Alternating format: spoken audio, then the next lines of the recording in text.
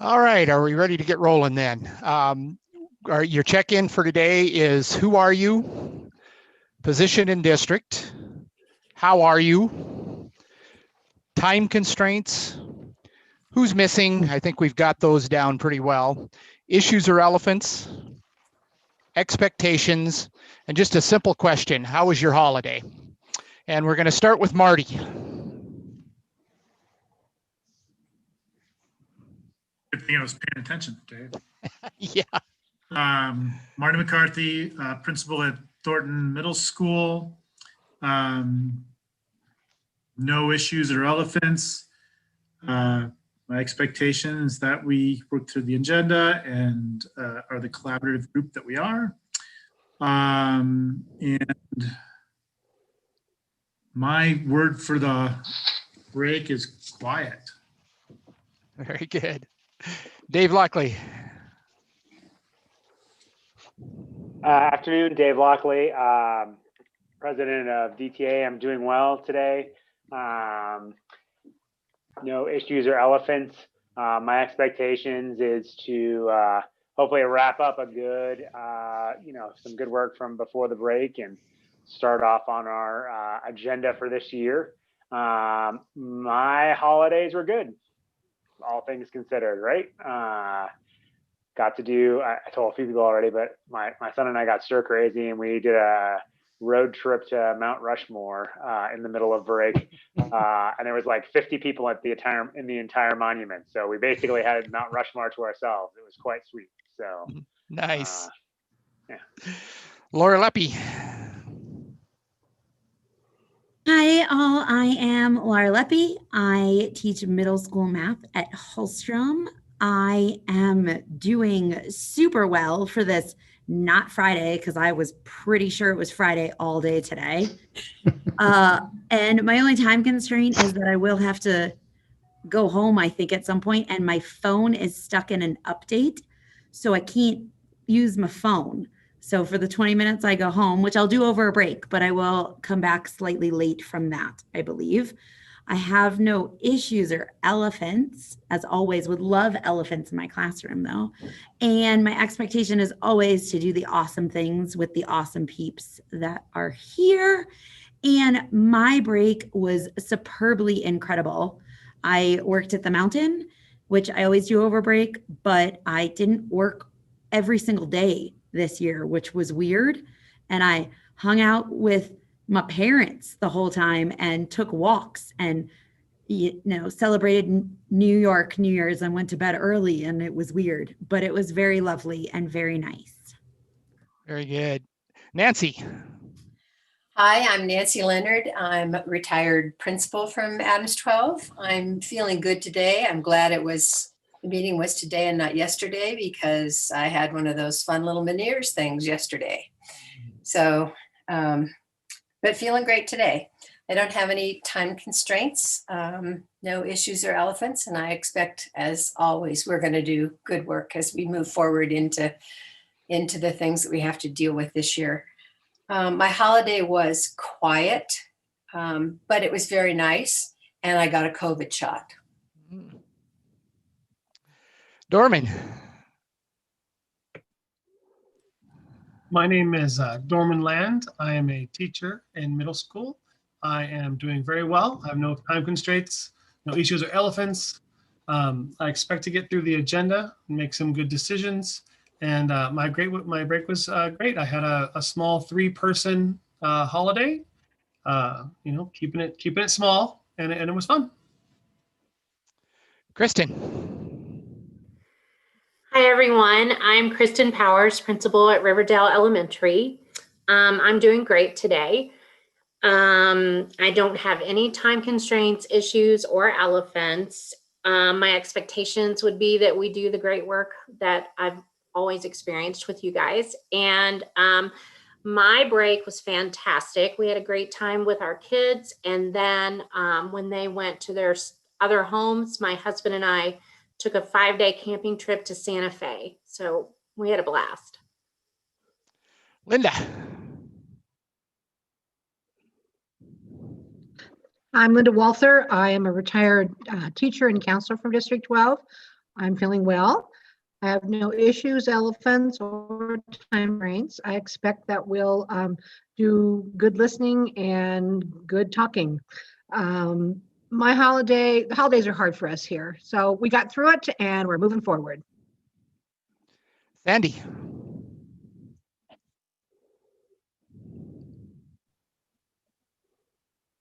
Sorry, I've got just dogs and stuff going on. I'm listening very intently. Camping trip. Kristen, I want to go on a camping trip. Sandy Sorensen. I am a science teacher at North Glen High School. I am good.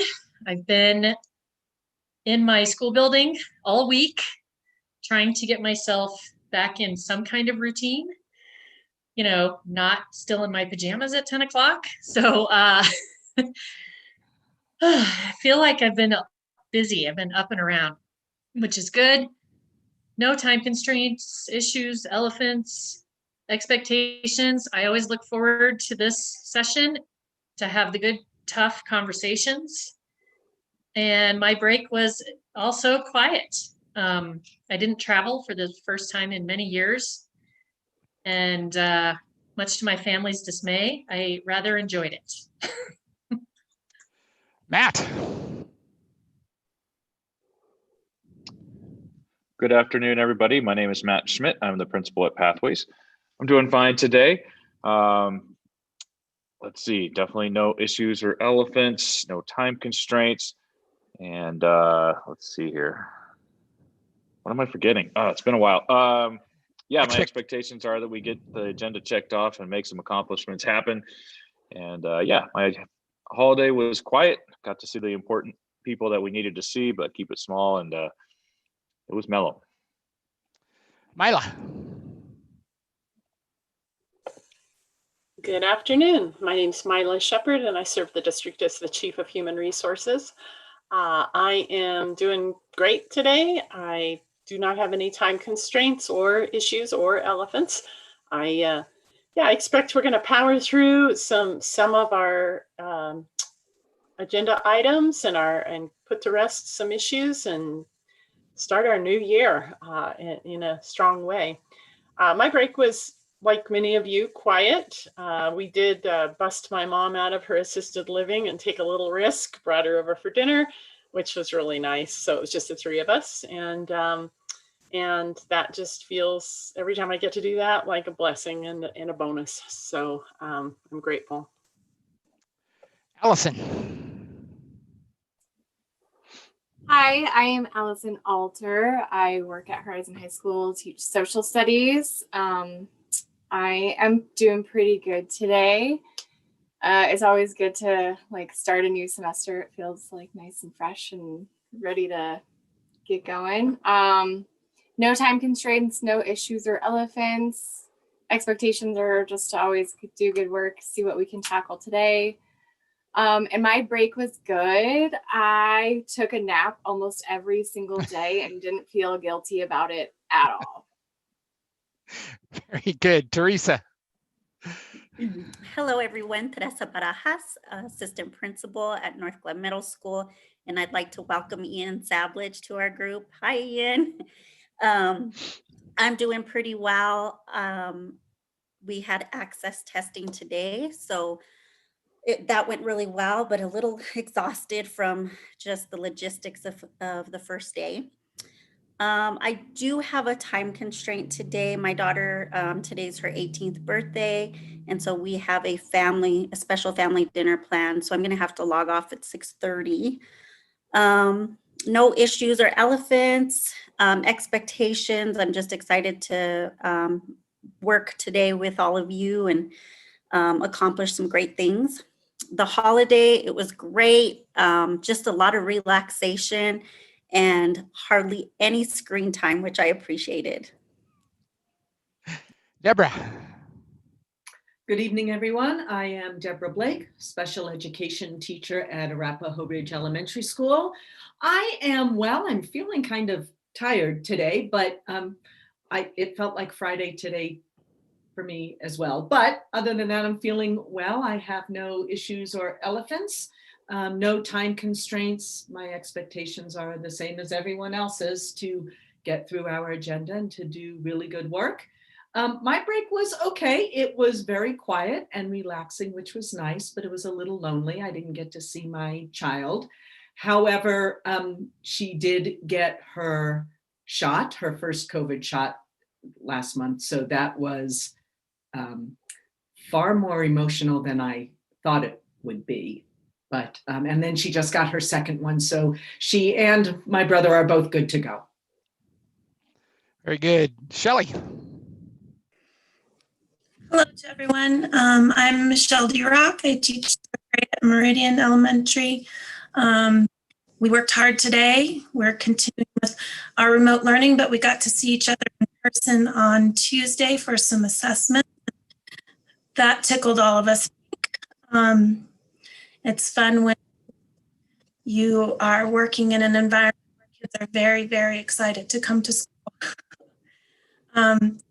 I do not have any time constraints. I do not have any issues or elephants. I've missed our last meeting, so I have done some background work to read through documents and try to get myself up to speed. I had a difficult break. My family and I lost my dad over break, which I know a lot of you know, and many of you reached out to me, which was very meaningful to me. Our current concern in our family is my brother works at the Pentagon and is currently traveling around with the Secretary of the Air Force in armored vehicles. So we continue to kind of struggle as a family to kind of find some peace and calm. Sorry to hear that, Shelley. And your microphone is cutting out just a little bit. I'm not sure why, but our hearts go out to you. And thanks for sharing that. Heather Espinoza. Hi, Heather Espinoza. I teach second grade over at Woodglen. No time constraints, no issues or elephants. Expectations are like everyone else's, to do good work and get through that agenda. It was much needed and used very wisely. Oh. Good afternoon, everyone. I'm Bo Fobert. I serve the district as Executive Director of Curriculum and Instruction. No issues, elephants, time constraints. Happy to be back with the group. Happy New Year, one and all. Break was really nice. Obviously a different one, as we've all shared, but found a lot of silver linings and just a really slow, deliberate pace, and really enjoyed just some extended time with my own little family of 4. So it was great. Chris. So I'm Chris, superintendent. I am a little bit tired today, as Deb shared, not because I'm down about anything going on in the system. I'm actually really excited about bringing our students back in person and be able to do that on the 25th. Still on a high about our graduation outcomes and going through some of the underlying data that shows not only are more kids graduating, but we're lifting up all kids across all groups, and with a lot of rigor and mastery of content behind that. So that's a big pick me up, and seeing people clap gives me more energy, but I am a bit tired after last night's board meeting.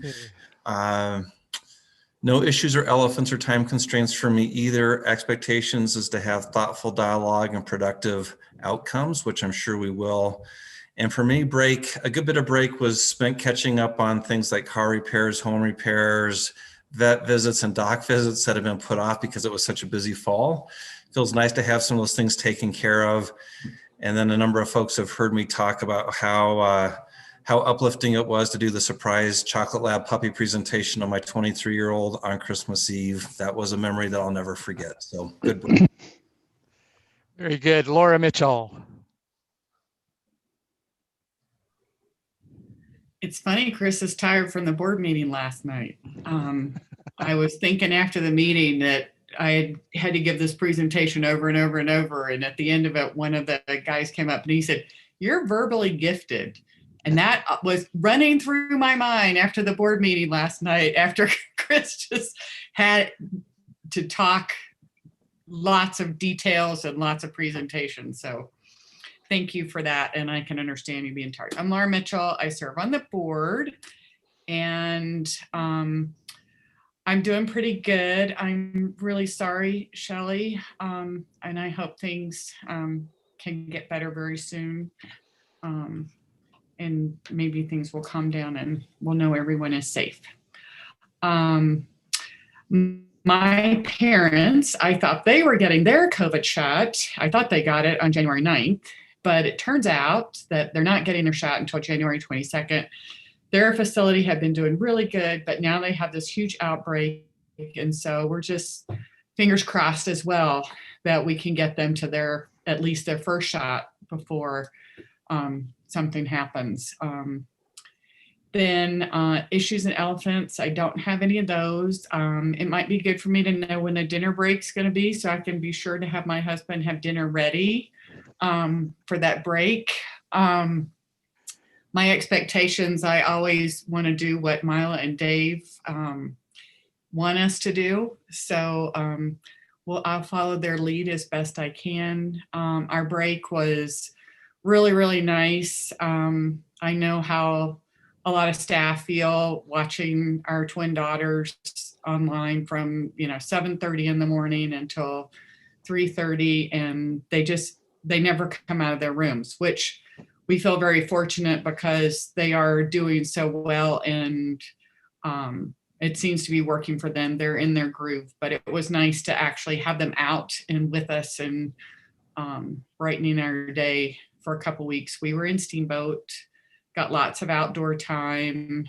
And then the second week, I always like it when you travel the first week and then you have a week to just be at home and relax and do nothing. And New Year's, we're pretty much, we always celebrate on the East Coast. I'm not even sure we really did that this year. Anyway, I hope everyone had a great break and it feels refreshed and ready for the 25th. And welcome, Ian. I think you followed through. You saw what we're doing.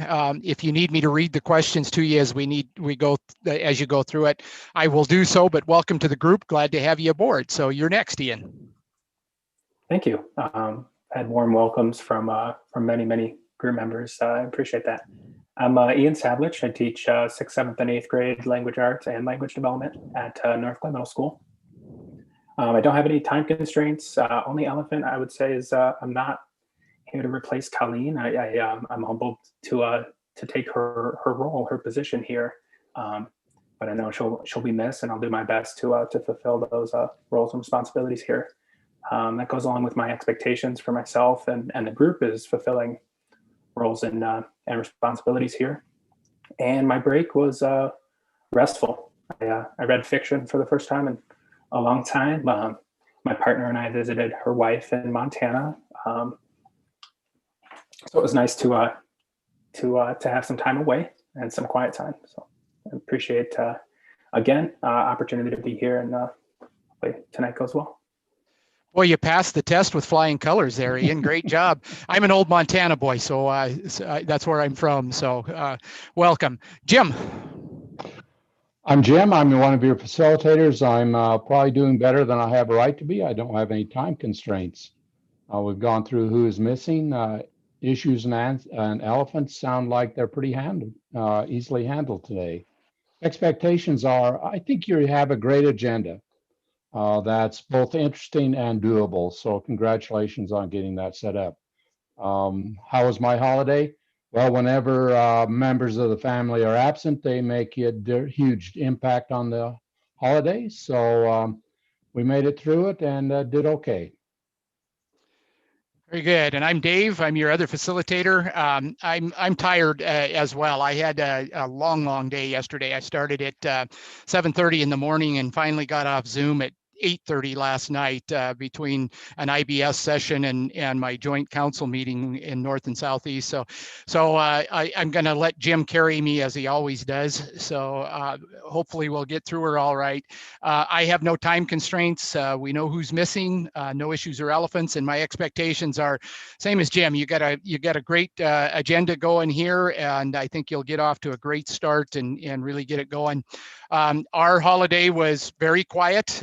My wife, as you know, prior to Christmas had COVID, so she was just getting over it through the break. So we were all stuck together, which was really kind of nice for a change. We didn't do any traveling or anything like that, so it was a great Christmas. So with that, I think we're at the class size committee writing report. Hello, everybody. So in our shared drive folder, if you go to the chart document that we have been using for remote learning and class sizes, at the very bottom of that document is the work that we did. So I'll give everyone a moment or two to find that in their share folder and to make their way down to the bottom. While everyone's doing that, part of my report, I'd like to point out that Mila wasn't there, and therefore we got done in half the allotted time that we were given for the, Hey now, hey. But we could see her little icon on the document for a little while. We were thinking that you were spying on us. True. Yeah. I didn't have enough to do, but just watch that committee work. You know, Dave, in the interest of expediting future meetings, I will offer not to be at any of them. All right. So we'll get done with everything in about 20 minutes. All right. Sounds good. All right. And your agenda says we end at 10:15. I'm hoping that's incorrect. I don't write the agendas, they're not mine. So at the bottom of the document here, looks like most of us have found our way into it. So we had a good group of folks come together with Allison, Heather Gracious, Matt, Dave, that's me, I'm reading the name and I just read my own name, Kristen and Sandy. We got together last week and had a really good conversation about our conversations before break and refreshed the cobwebs a tad bit and looked at our similarities between the different documents and then straw designs, and then pulled together what you see here below with these 3 bullets. I'm gonna briefly just go through them, but I would encourage any members of the team to share any additional information or thoughts that we had or they had. We felt like there was a lot of commonalities in the plans for the most part. And so we kind of pulled these 3 buckets because we really felt like they were elements, maybe worded differently or phrased differently, but elements or pieces that were in all 3 of the designs. So first item was to encourage staff to use the standard processes for working through imbalances in caseload and class size. The link to the document that is used for that is part of the shared design or the design right there. We're going to continue working during the second semester to define reasonable remote thresholds and monitor the trends and patterns in remote learning. One of the things that we said as we were looking at through the documents and that kind of stuff was that this current year, we felt like, based on the story and conversation that we had, that we could handle internally at a school-based level the imbalances that do exist across the system. Because we recognize that there are definitely some places that are not quite where I think everyone would want them to be. But the best approach at this time was to handle those at a school-by-school level. And then for the future, depending on what Bo and his 5-star academy or online or whatever we're going to end up calling anything that we may or may not end up doing, continue to monitor that work and, address the issue based on what the model is going to end up looking like. I think I'm going to, paraphrase my friend Matt's words a bit, but, he basically said, good online programming is probably not what we're doing right now. And I would hate to make decisions on what the future of online programming looked like in Adams 12 based on what's happened this past fall. And I think that's, a really good sentiment. I think our teachers have done great work, but we didn't build an online program we threw a bunch of brick and mortar kids online. It's not the same thing. And then the last item was we talked about when we are talking about imbalances, both in the current setting and in the future, that we should really be talking about using them as using caseload numbers to determine imbalance rather than individual class sizes. Obviously, we're not saying that we should have 90 kids in a single section of class in this current environment, but we don't know what the future environment is going to look like.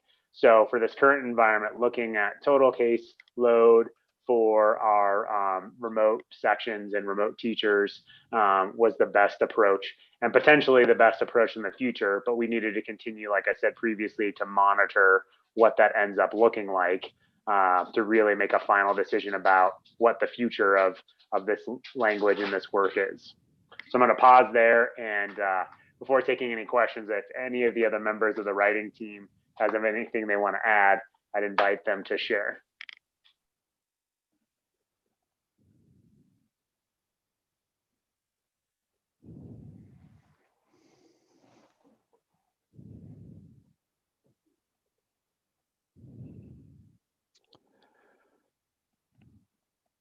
Dave, I don't see anybody that wants to share. I told you, I run meetings quicker. My presentations are faster.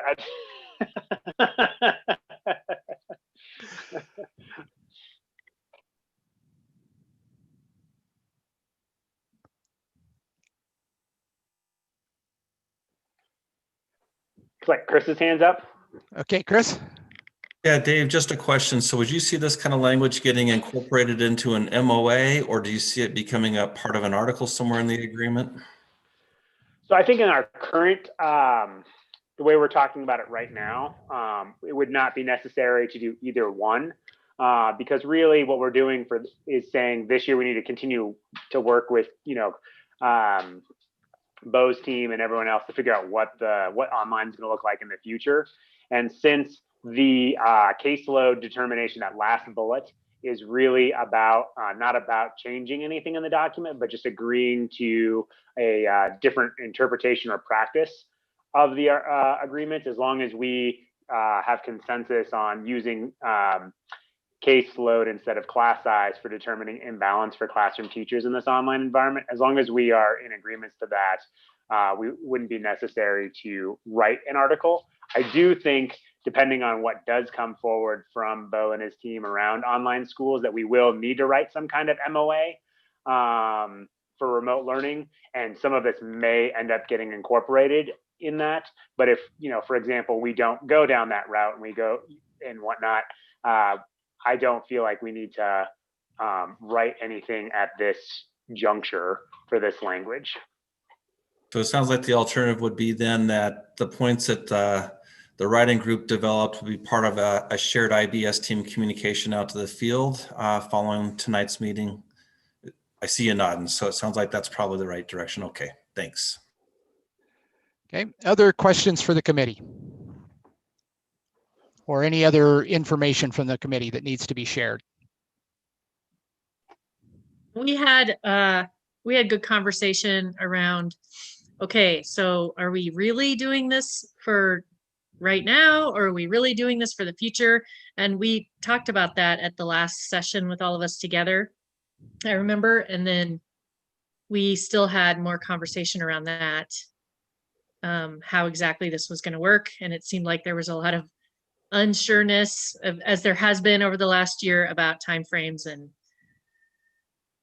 where we're going forward. If I know Alison was in on that conversation too, if you wanted to add anything.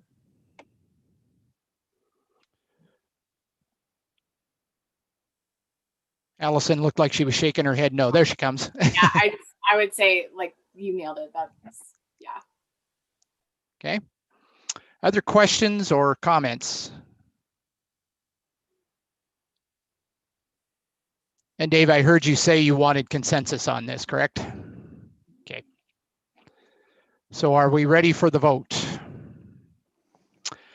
All right, turn your cameras on and let me see your thumbs.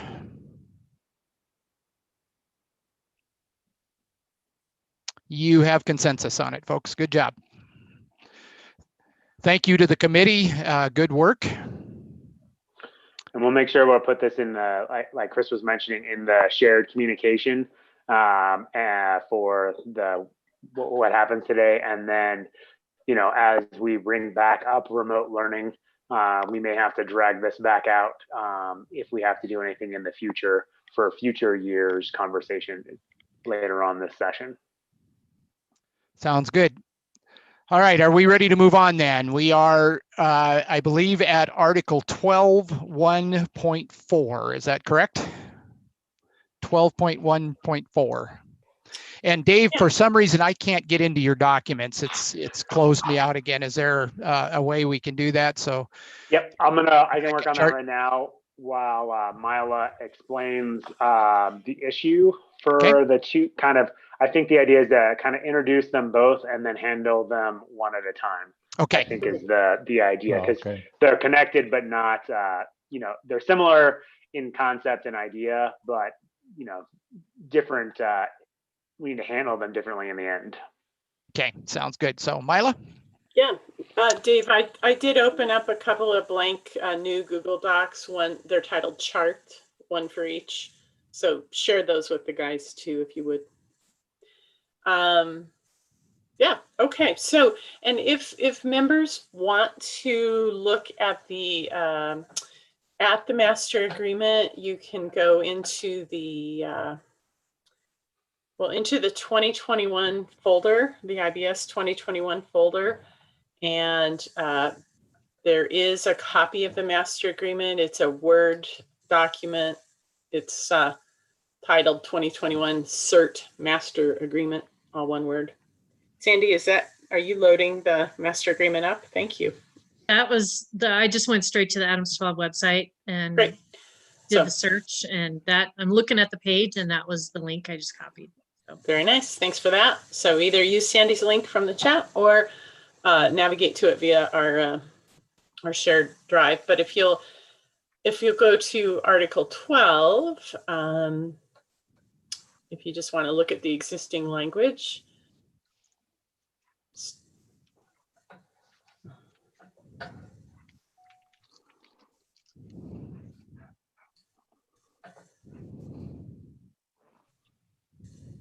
So we have a couple of different interests here with bringing these two articles forward. The first one has to do specifically with the language in Article 12.1.4, and it is regarding the number of days that positions will be posted. And so if you, let's see, Chris accidentally got out of the meeting. Let's let him back in. So if you look at 12.1.4, you see that all known vacancies for the next year shall be posted and updated on the Adams 12 5-Star Schools website for a minimum of 7 working days. And teachers seeking such positions shall complete an online application and apply for positions. And then it goes on to talk about principal interviewing teachers according to a published procedure. And that's established by the HR office, consistent with the provisions of this article. And vacancies that are occurring 3 weeks prior to the start of the school year or after the school year begins shall be posted for a minimum of 5 working days. And so there is an interest in an increasingly competitive job market to be more as nimble as we can possibly be.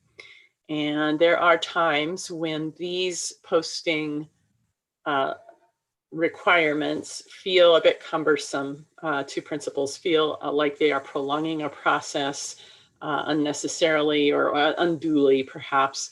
And so there's a desire to talk about that article, to work through the ramifications of those links and perhaps to establish some different links. I think this language has been around. I would look to my friend, the historian of all things master agreement, Dave, to tell us how long that language has been a part of the master agreement. But I do think that back, there were times when positions were posted on a piece of paper in a teacher's lounge, in much more rudimentary, not electronic ways. And people didn't have wide and universal access to computers, just that they carried around in their pocket in the form of a phone. And so accessing job postings was also a lengthier, a more cumbersome process. And so I think these day parameters were established in a different time. And so I think it's could be appropriate to look at that and explore whether something different might be appropriate. So that's a little bit about 12.1.4, and I don't want to get into a ton of story on it. I just am loosely describing the interest that brings it. The second article from this section 12 is in 12.2, voluntary transfers. And we're looking at the issues that arise when we have late breaking transfers. So we have people who, after the school year has ended, apply for and obtain a position outside their building and cause a late domino chain. They create a vacancy after everyone's left for the summer, and there are issues then with filling late transfers. When one principal needs a position and hires it away from another principal, now that principal has to either go out to the open market or repeat that process to yet a third principal in our district. And when all of that is happening in the summer months, and especially as we get closer and closer to the start of school in August, that causes great pain across the district. And the later vacancies occur, the more difficult, the shallower the candidate pool becomes as well. And so movement late in the year is disruptive. And so there's the district certainly has an interest in minimizing disruption that occurs when there are late transfers. So that's just a little bit about what brings that article to the table. And our hope would be to talk through the issues related to that and to consider whether or if a change in that practice might be appropriate. Dave, did you want to add anything else to that general description? No, nope. I think that's good. That's what our conversation was. Just as a point of clarification, it looks like Mila and I were being too efficient, and we both created sets of chart documents. So I am going to move the ones Mila put into the Article 12 folder, just to keep them organized inside of our folders. And then I'm going to delete the one that I had created. If you want to back out to the folder and then reopen it in just a moment after so that we can get started. My apologies for both of us trying to be efficient at the same time.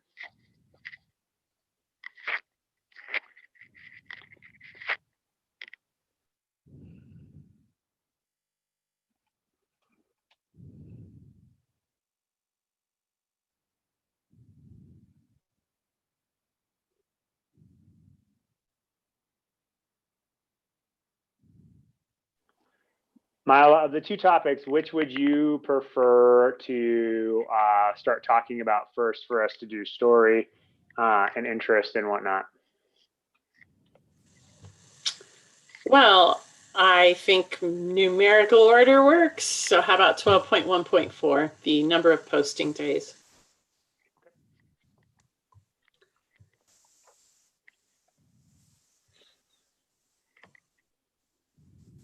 And I can share a little bit in the framework of story around this, that the practice in surrounding districts is typically a 5-day posting window. And St. Vrain, for example, does 5 days during the most of the year. And then if we get to within the school year, they do a 3-day posting window inside of the school year. Okay, so Jim is already typing that Yeah, as he's on story. it. He's a good man, despite what they say about him. So, And I wonder if there are any questions that people have or if we just want to launch into what people do know about this, what they would add to the story. let's start and see if there's any questions, Mila, and then we'll move forward. Any questions on what Mila just talked about? And if not, we're going to start with story and Jim's posed to start to continue typing. All right, so we're going to go right into story. And so I'm going to just start at the top of the list and go down from the check-in list. So Marty, do you have story on this one?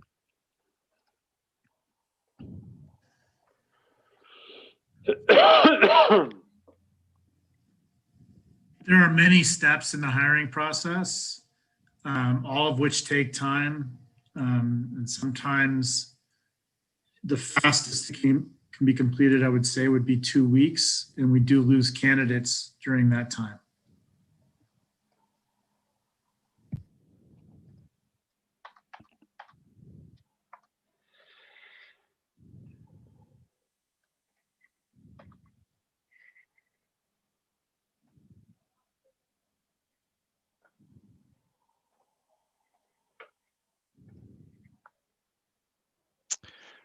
Okay, Dave Lockley.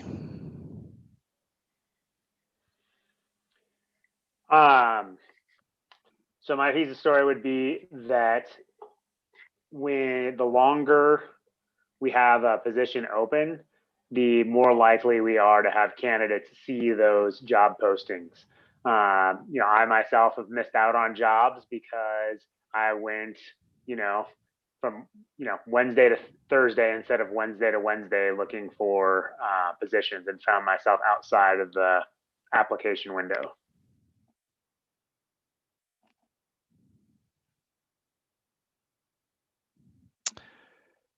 Laura Leppy. So mine's pretty similar to Dave's, but just that teachers have missed out on positions because postings came down or deadlines. I guess they missed deadlines. You could do either one of those.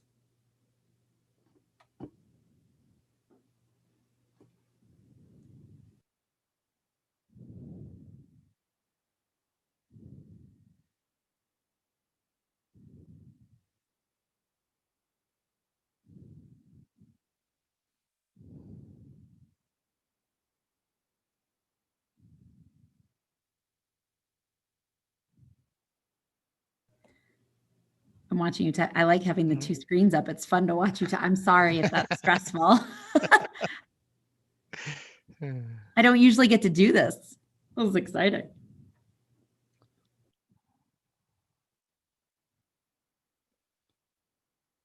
Did you get it? Is that what you said there, Laura? Pretty much, yeah. Either deadlines or positions, either way, because the postings came down or timed out. Either way, whatever you want, however you want to write it is fine. They mean the same thing. Okay, sounds good. Nancy.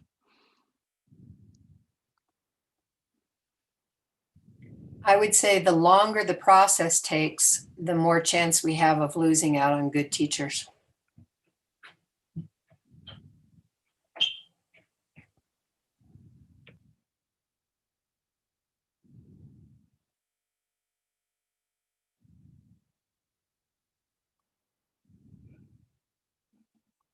Dorman. These are in the transfers and reassignment section. I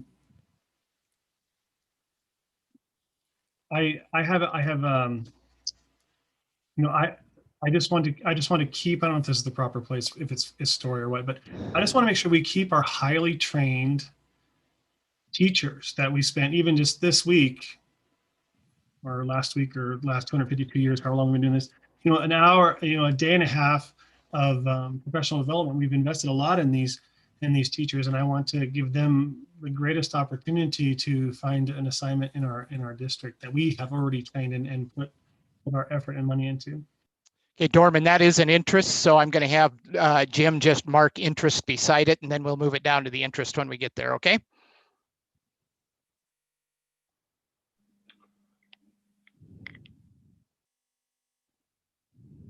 All right, Kristen.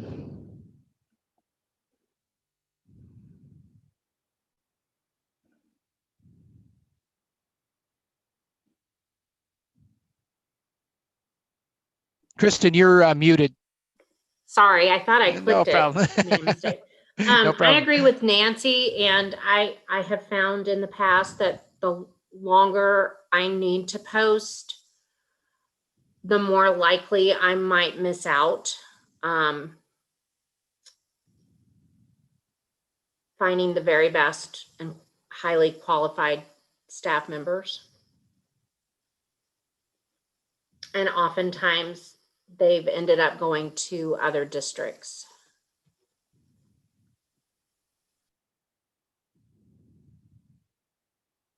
Okay.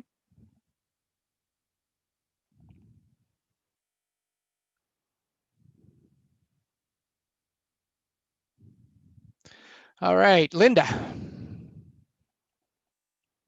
I would say Mila's history is absolutely correct, that we did, for many years, the only way we had to post positions was that we sent over from the ad building to each school, and then the someone in the main office, clerical person, generally kept a book that you could go through.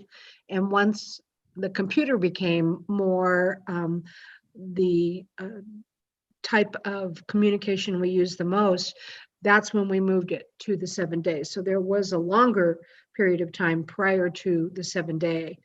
I think it's worth discussing. I know the job market is tight, but there certainly was a reason for the 7 days, and that was to give people an opportunity to watch and see if there was a position they were qualified for and desired to apply for. Okay.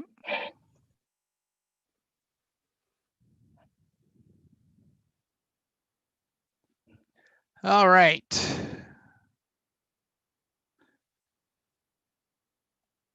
Sandy. I'll pass for now. Thank you. Matt.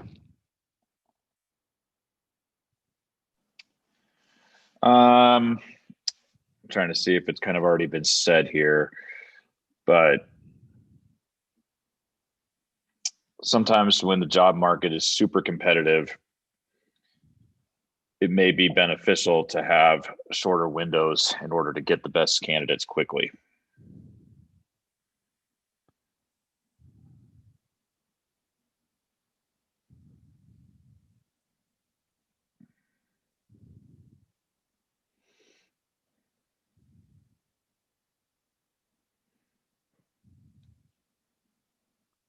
Okay. In order not to lose them to other districts. Got it.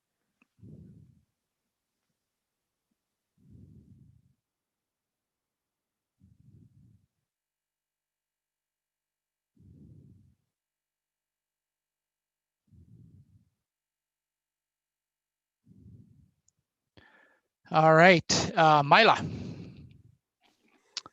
I shared this in the introduction, but I'll repeat part of it just to capture it in the story in writing. And that is that technology has changed and people's access to this information is much more efficient than at any time in the past. I guess I mean people's access to job postings is much more efficient.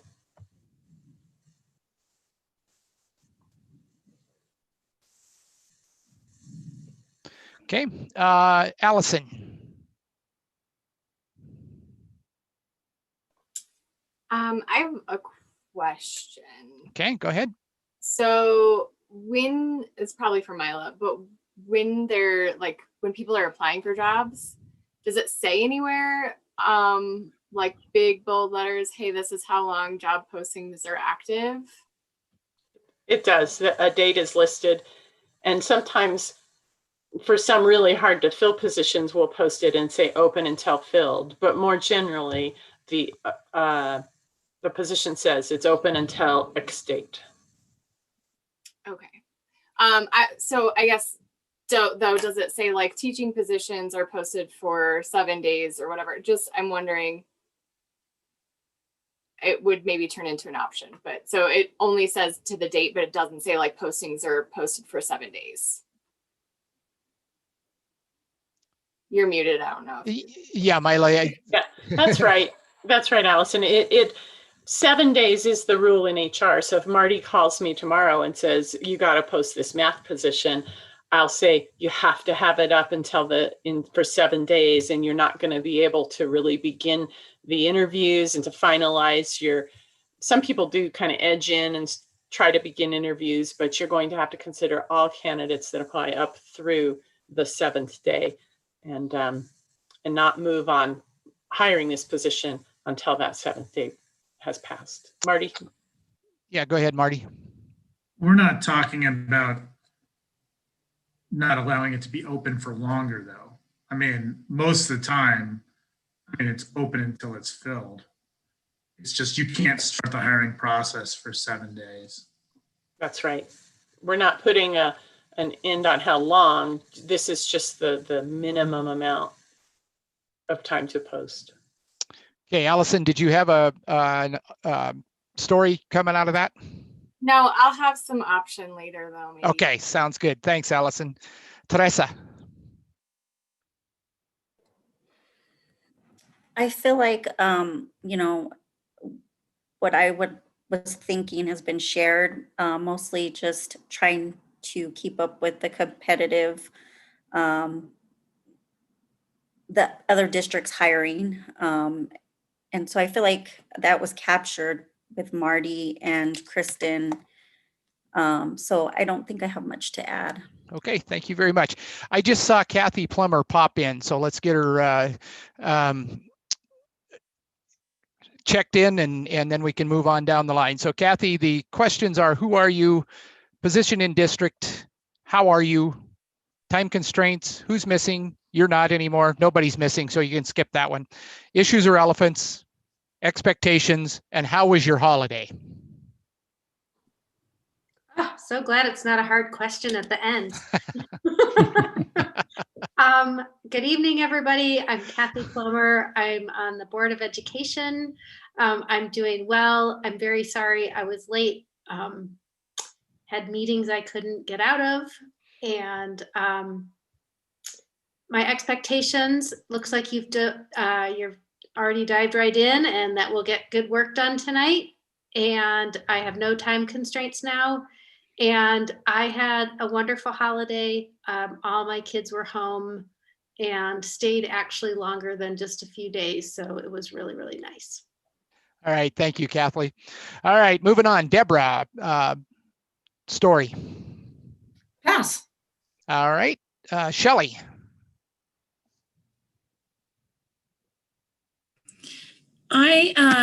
I didn't have questions when we started, but I've discovered I have quite a few. And I think I'm not a principal. I've never been a principal. I've been in interview teams, but I've not been in this elongated process that keeps being mentioned. So I'm going to ask a couple of clarifying questions, and then I'll let you know if I have story. Sounds good. It's in a section for transfers and reassignments. So I just need clarification. Typically with inside the district, or does that include outside the district candidates? So my understanding is we're not talking about the transfer language. Mila, correct me if I'm wrong, but we are talking about, it is in the larger article for transfer reassignments, but this particular thing is referring to all job postings, okay, internal, external. It's just job postings in general. Yes, the overall article is titled transfers and reassignments, but this is inside, outside. It's whenever we have an open position. Mila, correct. Is that correct? Yeah. Yep. Okay.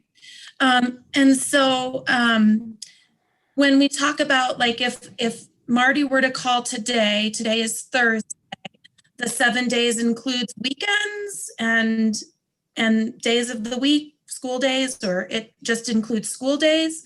So it's 7 school days? Mm-hmm. Okay. Yeah, 7 working days is the language of the article. So that's not weekends. Okay. All right. Thank you. I'm sorry I missed that. No worries. there's been reference to other steps in the process, and I've heard 2 weeks used to describe how long this process can be. So I'm curious about the other steps, because if we're talking about streamlining the process, personally, 7 days doesn't feel like a very long time to keep a position open. I've heard a lot of people mention trying to find the best candidate, but I just don't have enough experience with job postings, length of time this process takes. Are there other parts of the process that can be streamlined, or is this the only place where we feel like there's a way to streamline it to not lose candidates? Marty, I saw you turn your mic on, so go ahead, sir. Yeah, it was part of my story. So the other parts of the process are largely dependent on things beyond our control. So gathering references, getting a background check, checking on licensure, those kind of things. And, offering to a candidate, getting a refusal, moving to the next candidate. So those are the things that are kind of beyond our control and take time. Okay. And I'm sure I'm missing something, Mila, if you've got other ones to add. Part of that process too is notifying all the applicants that we've interviewed, who we've selected before we can make an offer to the candidate we have chosen. Okay. All right. I'm going to pass on story. Okay, thanks, Shelley. Heather Espinoza. I will pass as well. Bo. I think this upcoming hiring season is going to be particularly complex as we and other, not only peer districts along the Front Range, but nationally see a lot of fluctuations, as a lot of additional teachers were hired for sections either because of social distancing or remote sections. There's going to be a lot of qualified people and probably fewer overall total jobs. And so being maximally competitive when that happens will be critically important.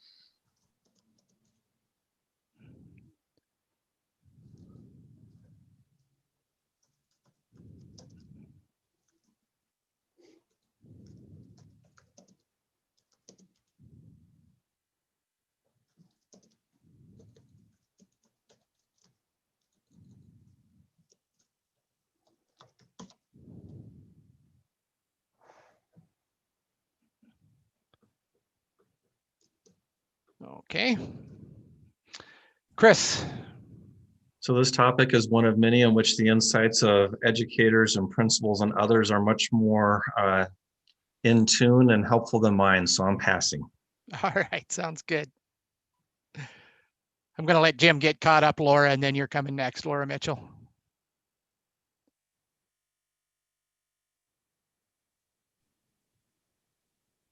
All right. Are you ready, Jim? Let's try it. All right, Laura Mitchell.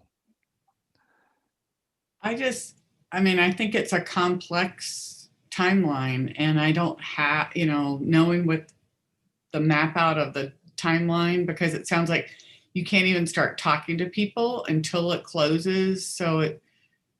And I know those are options on how to be able to do it. But for me, it's a double-edged sword. If you make the window too short, you may miss some qualified candidates because they didn't see it in time.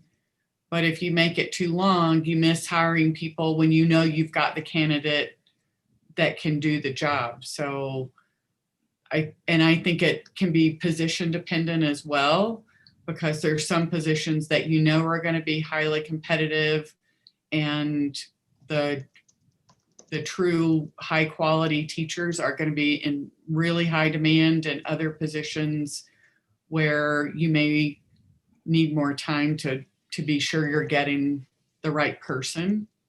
So I think it's really complicated. Okay.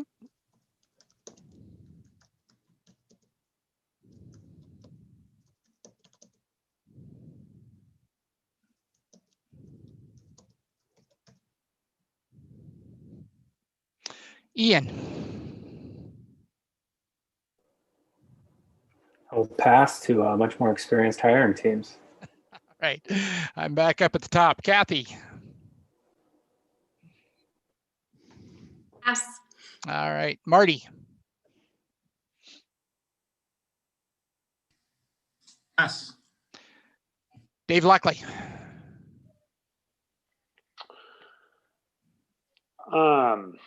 So I would say my next piece of story would be there are many reasons why candidates choose districts other than 12 beyond the length the job is posted.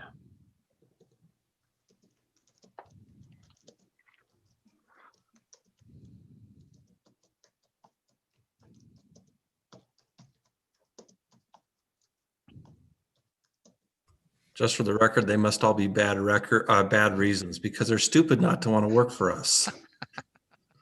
I didn't say they were good reasons. I just said that they were reasons. Chris, do you want that in story? We'll pass on that. I think that should go in story. All candidates who do not come to Adams 12 are DUN.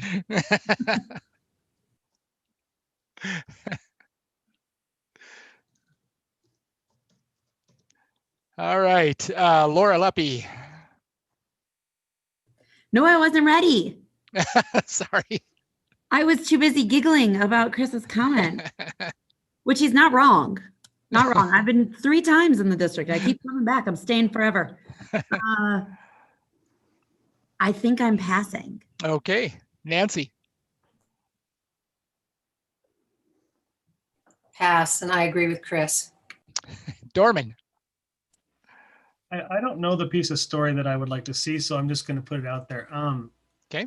But because people have talked about that we potentially might be losing high quality candidates. Like I mean, obviously it must be a concern or you wouldn't have brought it forward, but like how severe is it? Are we losing, you know, tens, 20s, hundreds, thousands? Is this a dire? I don't even know how you would put that in a story, but I would like to know the scale of which this is a problem. Somebody answer his question, and then we will put it in story, Dorman. Bo? Yeah, I can't answer the number, Dorman, but I will tell you, when you lose your candidate or the one you really wanted, I can't think of a greater sting, because it is a loss that you feel month after month, year after year. I mean, I don't know how my other current principal friends would feel, but anything I ever did well came back to a good hiring decision more than anything else. So anytime you feel like you miss, it hurts fiercely. The other thing that I would say too, Dorman, is Marty. that the effect, sorry? Go ahead, Marty, sorry. Is that the effect is cumulative. So you wait the 7 days, you make the offer, you wait 3 days before somebody accepts or declines. And then if they decline, you're on the clock for another 7 days, which ends up being 2 weeks.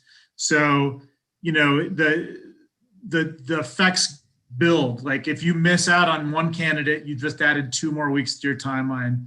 If you miss out on 2 candidates, now you're into 6 weeks to make this hire. And that's what's often frustrating. So Jim, I would put in the story, and you guys can correct me if I'm wrong. I'm going to put both of those together. It stings to lose any candidate. And with the loss of a candidate, it compounds the problem. Does that sound all right, Marty, Bo?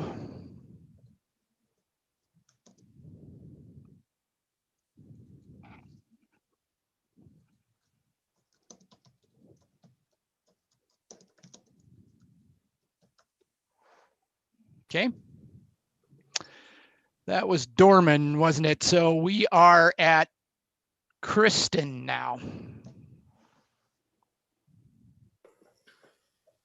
I'm not sure if this goes with story, but I kind of wanted to comment on the question that was just asked by Dorman. Of course, I don't have the data either, but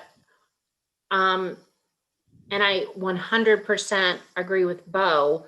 Like, the best thing I ever do is hire well, because that makes it for kids for years. And the worst thing I ever do is not hire well.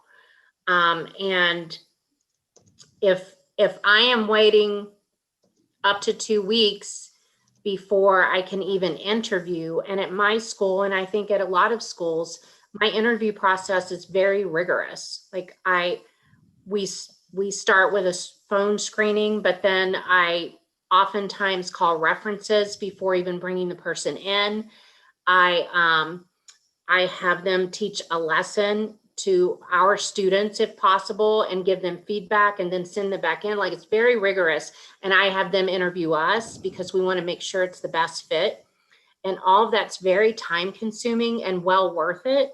But if I have to post for a long, long time, then the candidates I would really like to bring in for that process are oftentimes already interviewing at 3 other places, and quite honestly might even have an offer before I even get to start the first part of the process. Thank you. And Jim did type some stuff in, Kristen, if you can see it. Let us know if that works for you.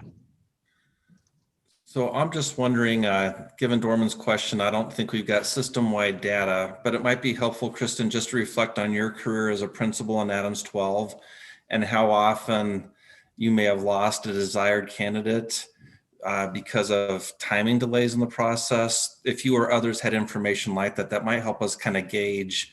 Getting back to Dorman's question, does it happen like once, one candidate every 3 years, or is it something that's happened, you know, a half dozen times during your tenure as a principal? It just would be helpful to know if you can remember anything on that. And I will yield to the story right now. If any of the principals want to share, just go ahead and put your hand up and I'll go down the line and we'll go from there. Wow. Kristen? Well, to answer that question, it happens yearly. Sometimes it happens more than once in a year. And then, not to throw a wrench in it, but March is different than May and different than June and August, a week before school starts. So it all really fluctuates, but it's happened numerous times. Matt or Marty or Teresa, do you have more to add, or Bo? Same as Kristen was indicating, it happens every year, mostly multiple times a year. And it gets worse the later in the year that it goes, which I think also kind of highlights Bo's point around this is going to be a challenging year. I expect we won't get into the hiring season until later with delays to the budget and other things. So yeah, if you're looking for a job in June, you want a job and you want to know. So waiting is hard. Teresa, Matt? I guess too, I would say in certain subjects too, when we're looking for teachers in certain subjects, they're hard to find. And so it becomes very difficult, and we don't have very many options. So that adds another wrench. Okay, Matt? Yeah, Teresa has a great point there. And same to tie with Marty too. When it really starts to get challenging is like you get like that June kind of situation and you're hiring for those jobs where there's not as many candidates per se, or they know they have a lot of options, right? So there's definitely places where we don't have as many choices and they know that they have other choices throughout the metro area. That's where it really starts to become tough. You know, and it happens any time you have like constraints when you're hiring, it can bog the system down, I think is kind of the big picture, you know, whether it's days or time of year or whatnot. So just being able to maneuver a little more nimbly makes your life easier. And I think even what I've seen is there's times where we as a district aren't posting in general until a week or two after surrounding districts are doing their mass postings coming up in the spring. And then you're out already a certain amount of candidates. And so it's just that the flexibility becomes very key when you're hiring those tougher to fill positions. Okay. And Jim's trying to put some of this in story too, guys. So give us just a second here and we'll get her done. Okay. All right. Anybody else want to weigh in on this? Dorman, did that answer your question a little better? All right. Thank you, sir. I'm at, Jim's still typing. Hang on. Linda. Oh, Shelley, did you have a question? You said anyone else, so I thought maybe you were editing the list. No, I'm still on the story list, and Linda is next. So thank you, Shelley. Linda, she passes. Sandy. No, I was with Dorman. He asked the exact same question I wanted to ask. So I appreciated hearing more like individual stories about losing candidates. So gotcha. Any more of that for the story is helpful for. Thank you, Sandy. Matt? I think I've got what I need on there. Okay. Mila. I do want to clarify something that was stated, and this might be some internal training that needs to happen. So I'm all the way down to solutions, but the 7-day initial posting requirement must be met. But if, for example, you get declined as a principal by the candidate you really wanted, you can repost, and it can run for as long as you need it to run. It doesn't have to run another whole 7 days before you can take action again. So I just want to clarify that as process. Okay. Do you want it that in? Takes time to get it reposted. And it takes time. No doubt it will take time to get it reposted, and then you have to pull your committee back together, and then yeah, so it's definitely a compounding over time issue, but it is not a whole new requirement for an additional 7-day posting window necessarily. Okay. Allison. I don't see Allison. Teresa. I'm going to pass. Okay. I'm coming back to you, Allison. I saw you. Sorry, yeah, I had my speaker, but I had to step into the other room. I am passing. Okay, thanks. Deborah. Pass. All right. Heather Espinoza. I'm mostly passing with a question. Is there an ideal number we're hoping we think would work better in our favor to stay competitive and with those top candidates? Heather, let's wait and put that in the options, okay? Just a question. It is a question. Shelley. I guess Heather is thinking probably along the same lines I am. The timing just feels so critical. So I guess we've talked about, kind of maybe talked around it, but I think maybe we just need to add to story that timing for the length of a known posting is critical. Okay. I did hear someone say like 7 days feels, or just the timing feels like a long, long time. So I'm assuming that principals are thinking 7 days feels like a long, long time. All right, we're at Chris. Pass. Laura Mitchell. I'll pass. All right, Ian. Also pass. All right, we've been through it twice. Does anybody have more story? If you do, raise your hand, please. You can either put it in the raise hand box in the participants box, or just physically raise your hand, and I'll watch for you if you've got your camera on. I've got Dave and then Lori Leppy.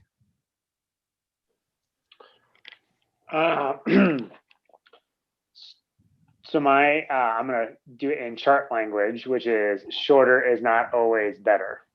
Okay. The posting window is only one part of the process. And I wonder if they're, just in my experience, the length of job postings and interview processes vary greatly in our system. And, a shorter window isn't always better. A shorter process isn't always better. Shorter is just not always better. All right, Laura Leppy. Mine was kind of a question, and mine was more about around like what Mila and Marty were talking about in terms of, because I don't know if it's story or not, but it could be put in story if we need to. But what is sort of that timeline if you don't get somebody? Mila, you said you don't have to wait. It can be posted right away. It can continue. And so I guess I was just curious as to what happens when you sort of lose, I guess, a candidate because of either the posting was up too long and they left, or you interviewed too late and they took a different job, or how that works. Maybe Dave, Mila, if she could describe to us the posting, hiring timeline and process from beginning to end. I know us non-administrators have not necessarily been a part of all of the whole cycle and timeline and process, and so it may be beneficial. I wouldn't dare ask Jim to try to type all of it all, but just to give us some context of the lengths and times and whatnot, because I feel like that's what a lot of the questions from some of the members of the team are trying to get their head around what that looks like. So Jim captured it all. He has the process summarized by Mila. That's perfect. Mila, do you want to?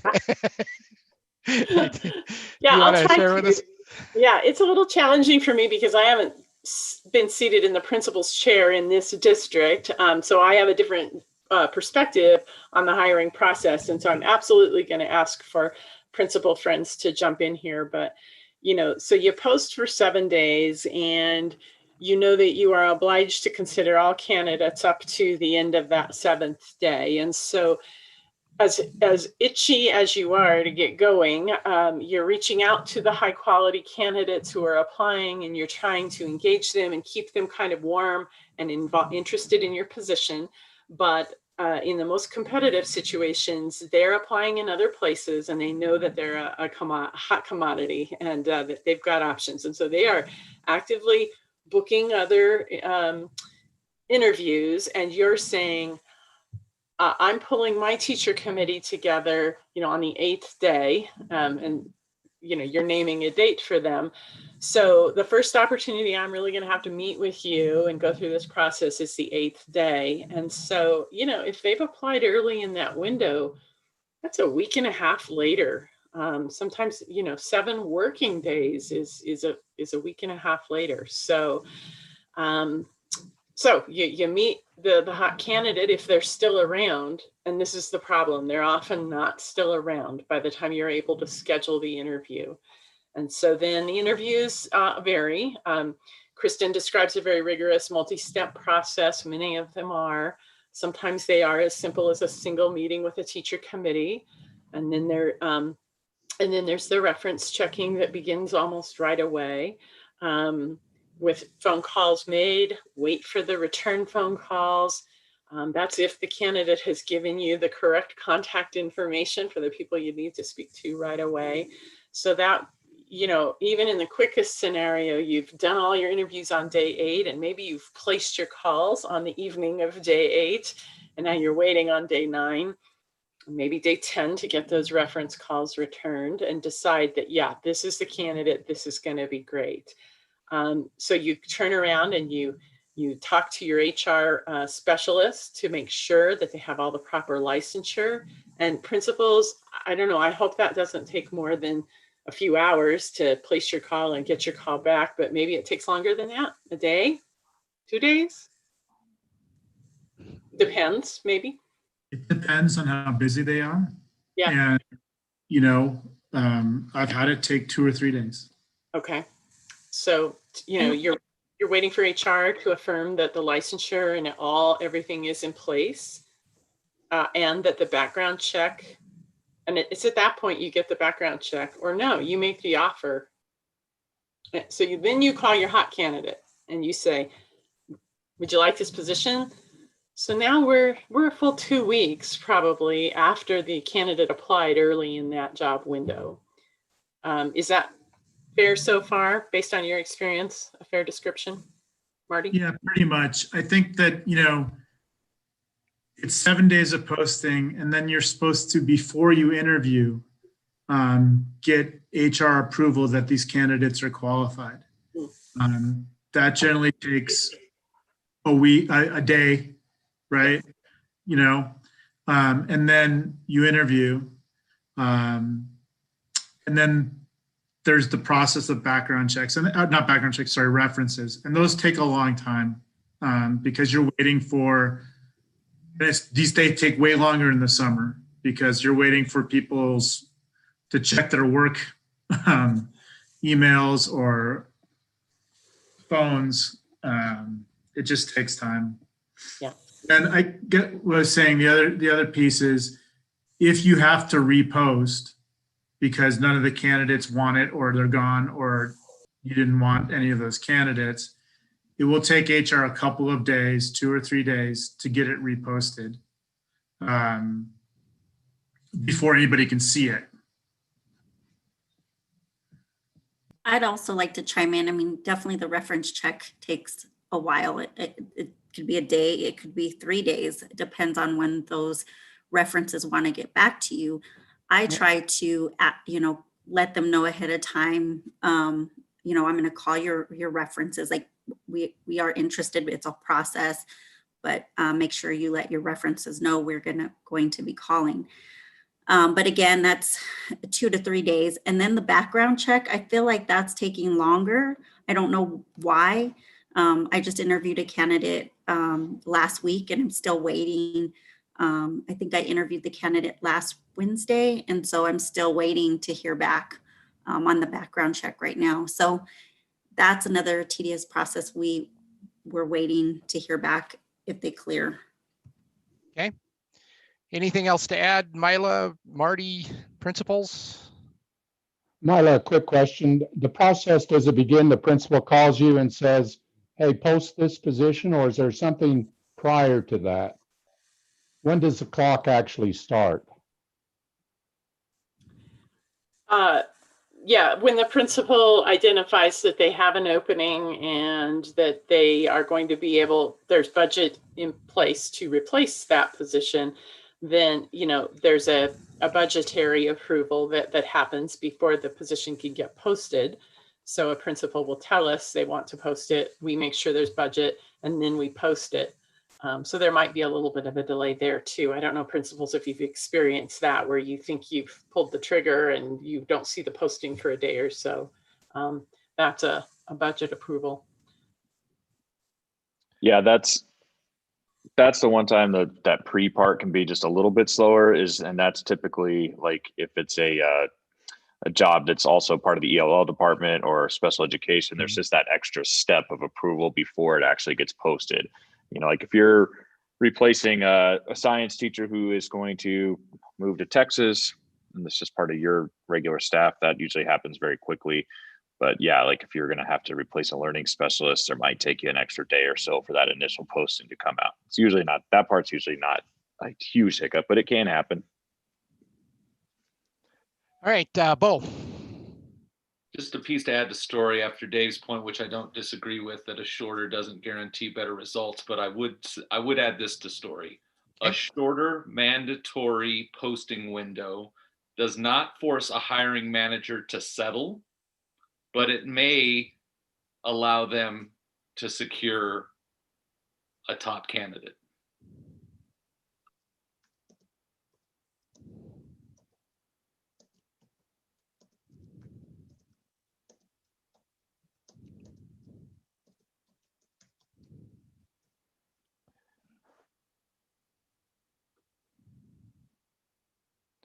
I got you, Shelley. Hang on. I'm waiting for Jim. So.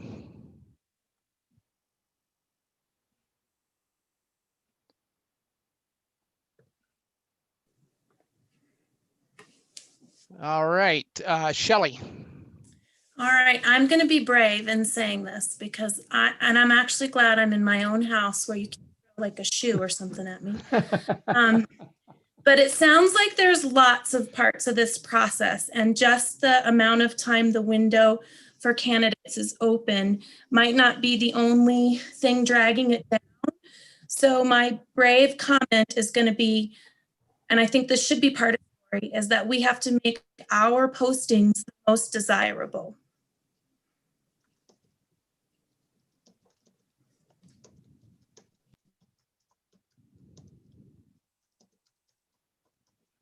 All right, any other parts of the story? Thank you, Shelley. Any other parts of the story? Dave?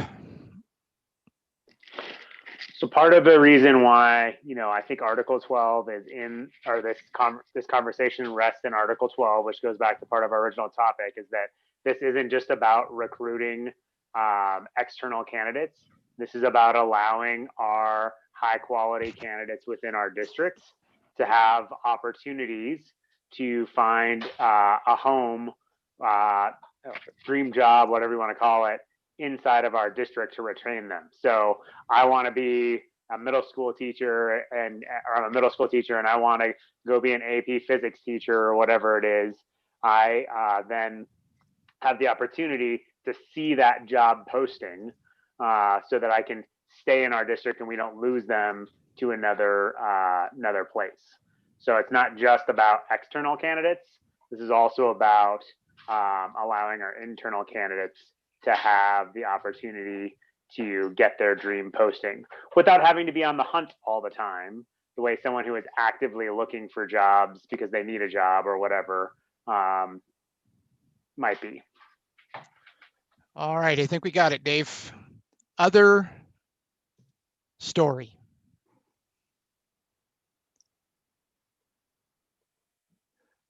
Other story. All right, seeing none, you've been at it now for a little over an hour and a half. Do you want to take a 10-minute break or so, just a bio break or whatever?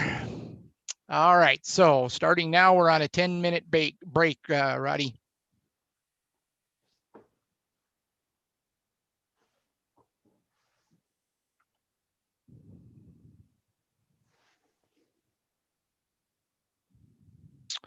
And Jim, would you like me to give you a break and type the interest? Do you have the forms up now? I do. You have the charts. Okay. Yep, I sure Sure. do. So I'll put on here interests.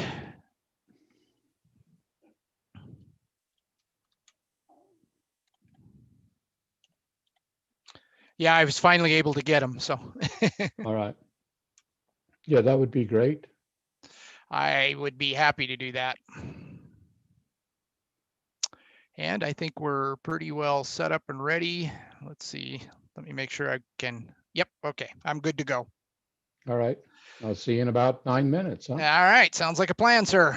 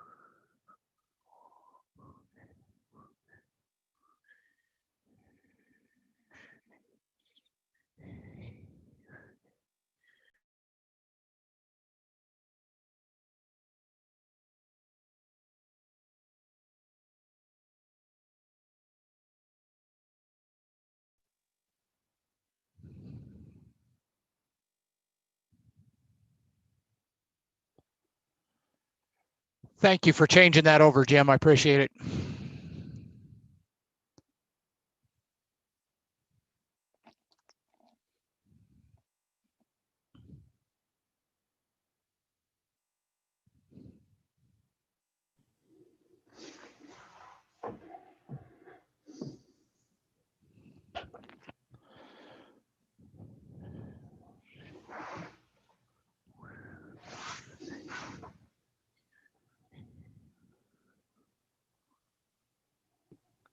David, Mila, did you see my chat? I'm looking right now. Which Dave are you talking to? Either one of you, both of you. But I did not. Let me look real quick. I just went and looked through my master agreements. Oh, Yeah, you're our historical gal of the evening. Well there you done. go. Yep. Before that, it was the 10 days, right? Yeah, I think so. Yeah, 10 days. I remember that year when we did that, move that area.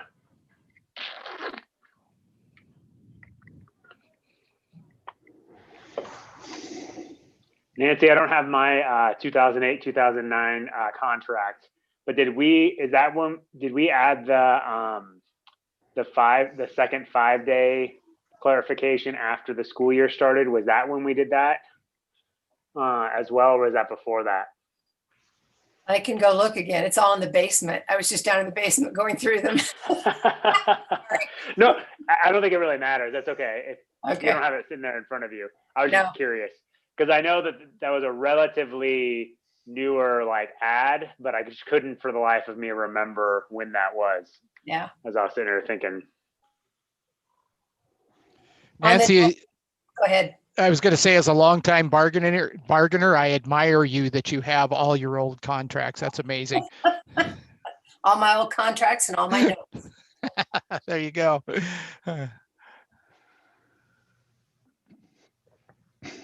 You clearly never move. Every time I move, I throw stuff away. So I keep nothing. Smart move, Allison.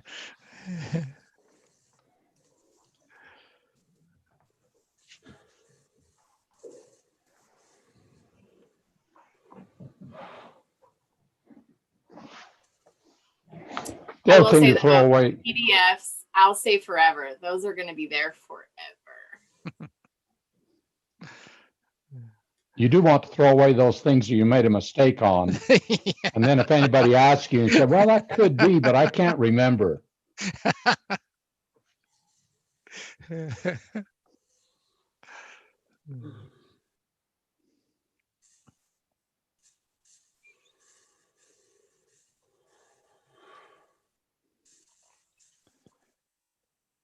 So as people start filtering in, Jim's going to run the interests, and you have to put up with my typing for a while. So, Dare I say your typing is better than your handwriting? oh man, got me right in the heart. I thought I had great handwriting. Yeah, I understand that when I can't read my own handwriting, I know it's bad. So yeah. I'll take that one to heart. Oh, that's just spoken out of love, Dave.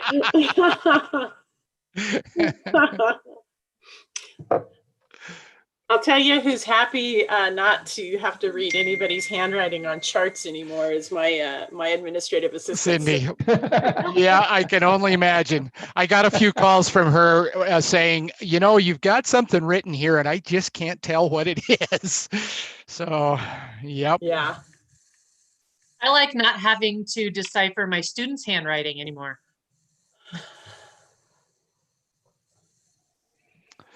The good thing about the typing is I see every once in a while you guys correcting Jim and I, which is helps.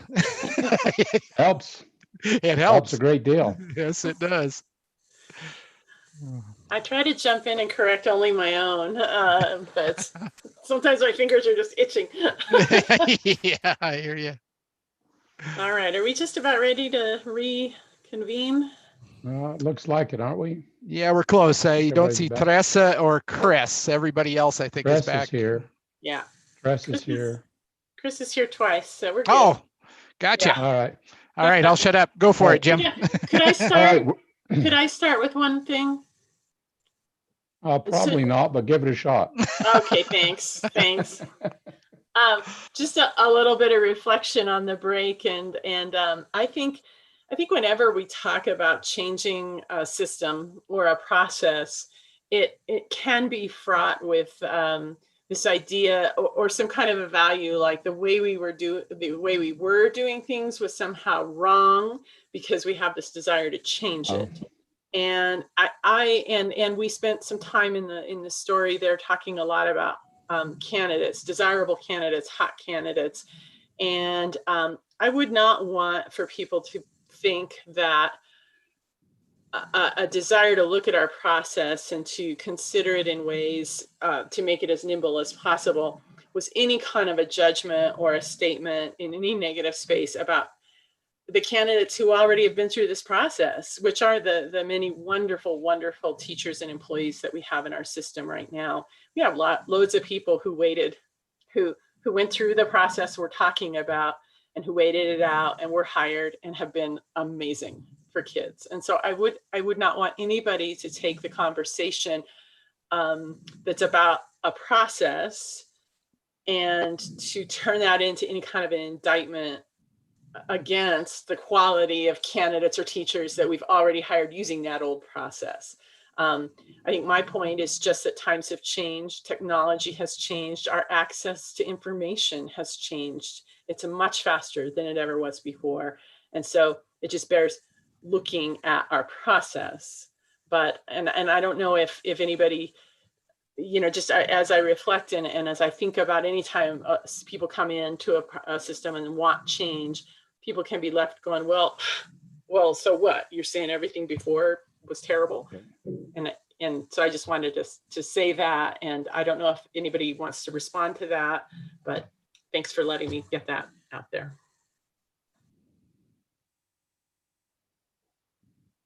Okay, we're ready for interest. And I believe Dorman started us off a while ago. Dorman, was that your interest? Keep our highly trained teachers? He's nodding his head yes, so. All right. So let's go to Nancy next. I'll pass for now. Laura.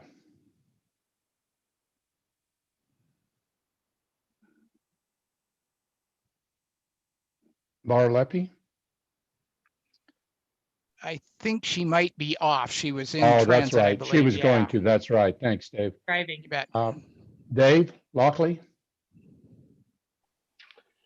I have an interest in a system that allows us to acquire the appropriate, the best candidates for our openings.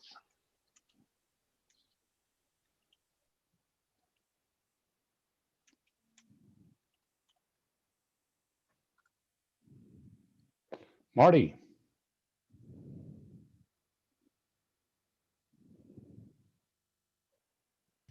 I'm going to pass. Laura Mitchell?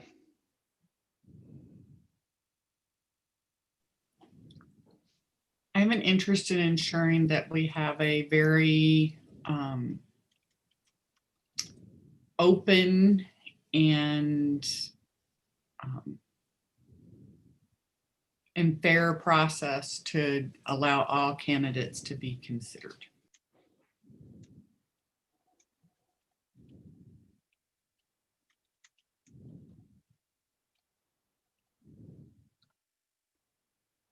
Kathy?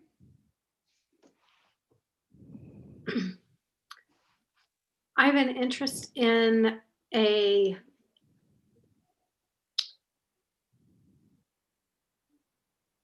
convenient and easy to use process that breaks down barriers to application.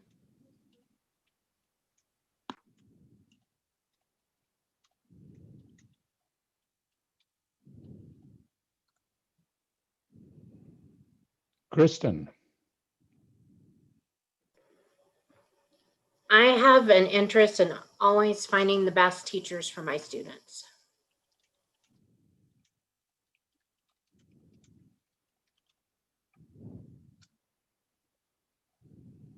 Ian,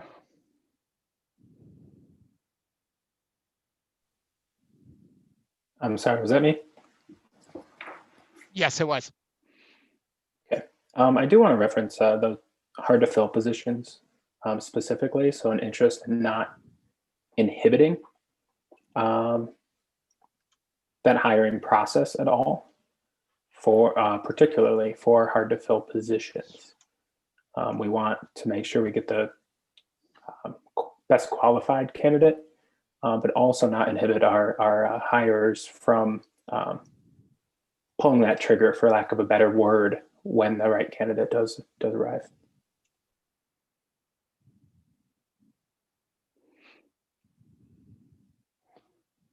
Matt,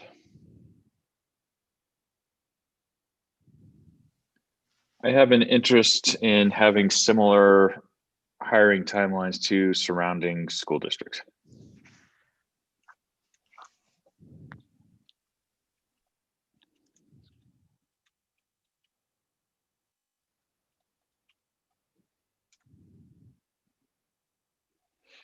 Mila,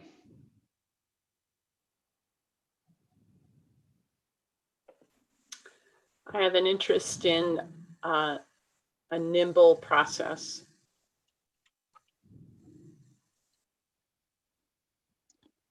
I put noble, sorry. well, I expect she wants both. I'd be okay too. I would put both. Sandy, Pass.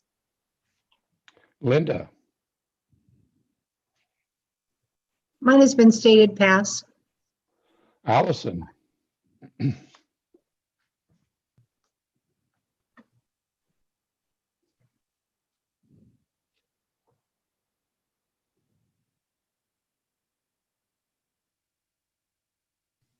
She's been dog napped. yeah. Teresa, And this may have, I feel like people have said this, but I'm going to share this. Keeping highly qualified candidates interested without a cumbersome process.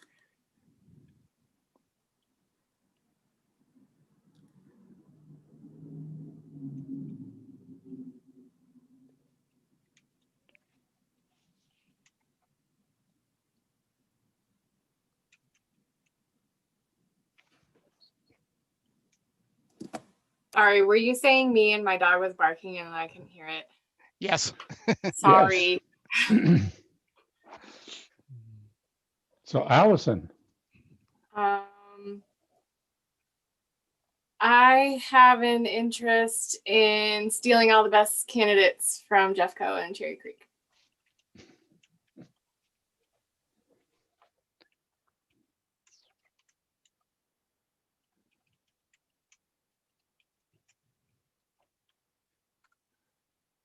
Oops.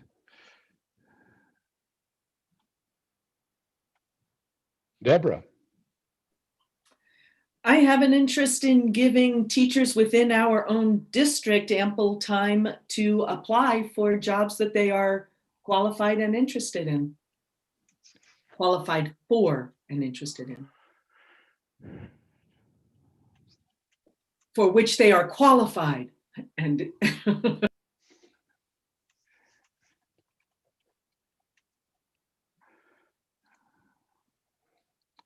Michelle, I have an interest in an efficient and effective timeline for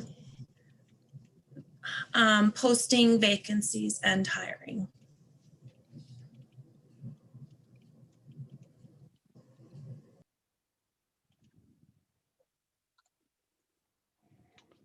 Heather Espinoza, Pass.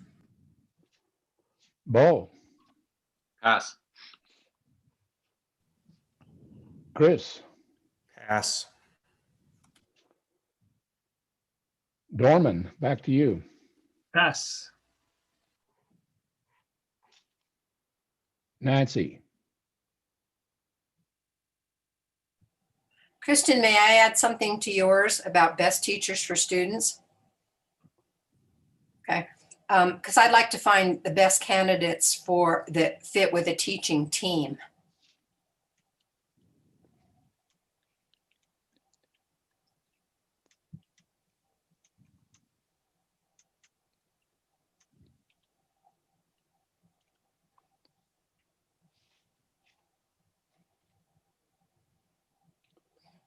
Laura, I think she's gone, Jim.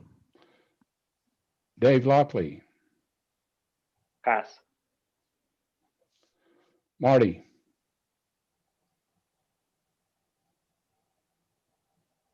I'm interested in using available technology to make the process work for most people.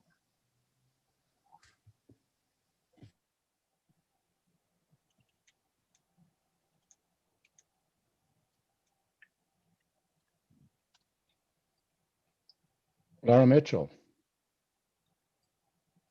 I think Shelley and I are having a mind meld, and she took my next one. Kathy, Pass. Kristen, Pass. Ian, Pass. Matt, Pass. Mila, Pass. Sandy, Pass. Linda, Pass. Allison, I have an interest in making whatever policy we choose very clearly visible somewhere on the hiring website.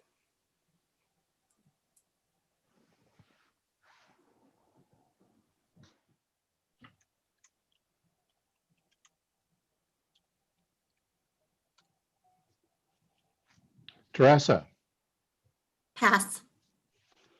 Deborah, I have an interest in having a process that keeps our highly qualified teachers and staff members here in our district.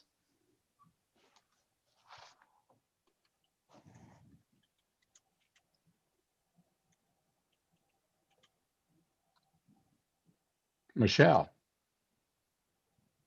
Pass. Heather, Pass. Bo, Pass. Chris. Pass.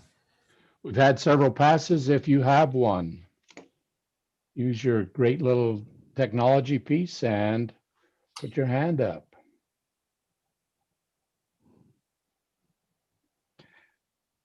Deborah has her hand up, Jim. All right, Deborah. But I'm old, I couldn't get my technology hand up in time.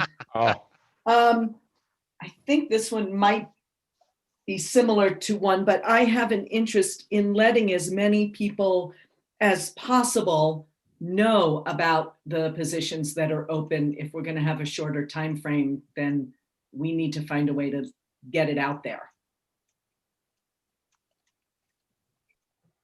anyone else? Jim, Laura Leppy is back with us, so maybe we should ask if she has an interest. Great. Laura, did you get your phone updated? Oh no, the phone won't get fixed until tomorrow afternoon. I've been without it for 3 days. What an update. Okay. Well, no, it's stuck. It's stuck on the Apple screen.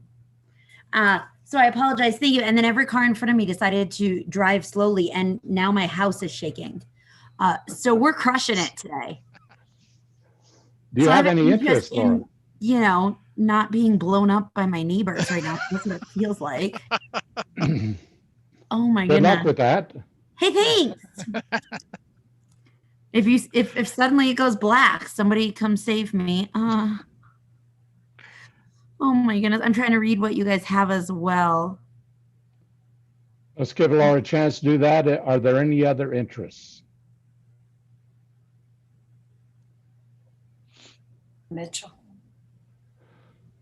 Laura Mitchell.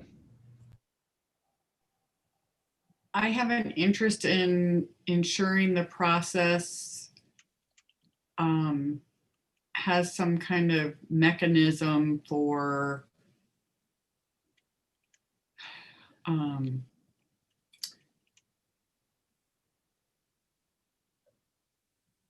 a critical, a very competitive, for some special hiring circumstance that, protects the integrity of the hiring process, the posting and hiring process.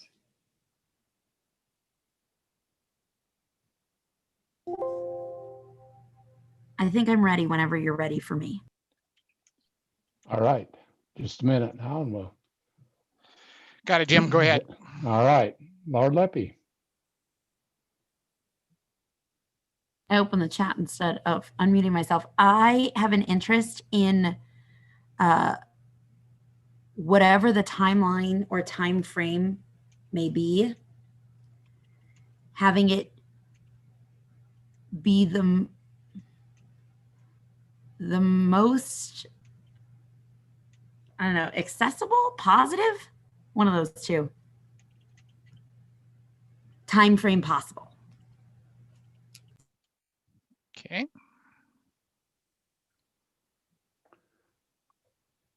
Anyone else?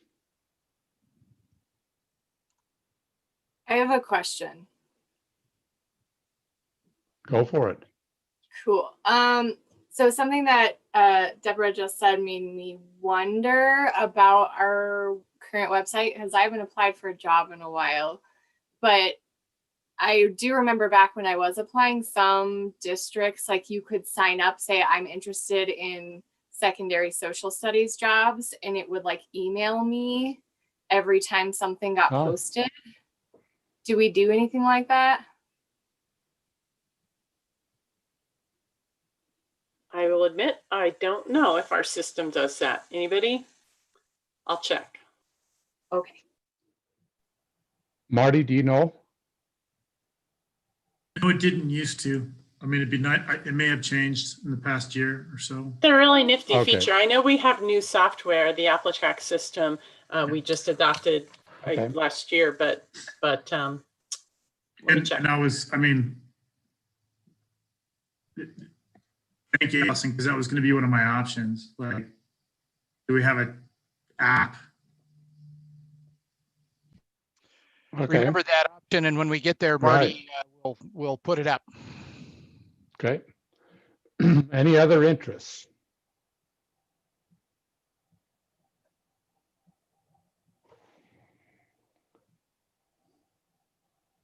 All right, are we ready to move to options then?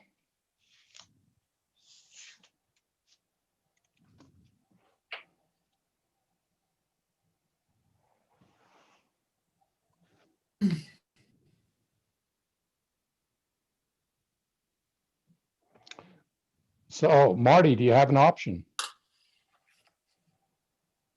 I have an option to shorten the posting time to 5 working days and explore communication strategies with interested candidates, such as a sign up where they can get new postings sent to their email. Phone number. The last part broke up, Marty. Can you say it one more time for me, please? Well, I don't know the last part. I have to shorten the posting time to 5 days, and then you kind of broke up, and I didn't hear the last part. Yeah, and utilize technology to enable people to sign up for notices when postings are put up.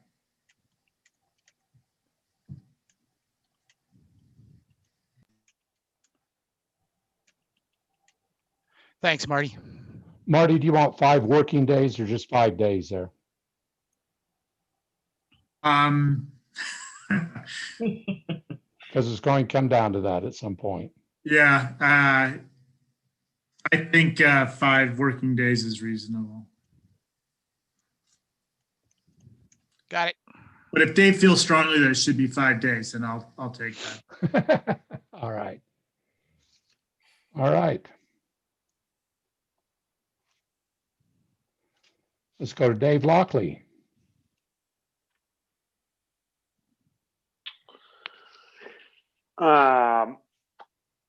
Change the after school year, the second, excuse me, the second sentence there, that occur vacancies that occur within occur 3 weeks prior to the start of school year or after the current school year. Change that from 5 to 3 days. So I guess current year postings from 5 to 3 days would be the chart language of it.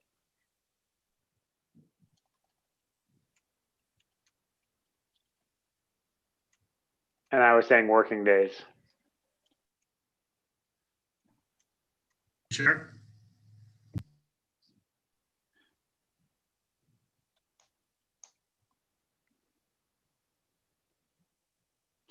Sorry, Jim, I'm second guessing myself. Go ahead. Okay. David, did we get that correct for you? No.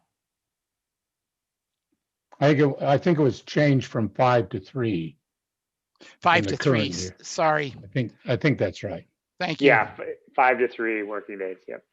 Sorry about that. Laura Leppy.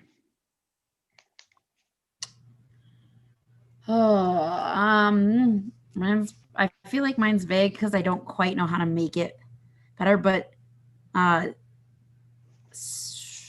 streamline the process so that it is more effective and efficient.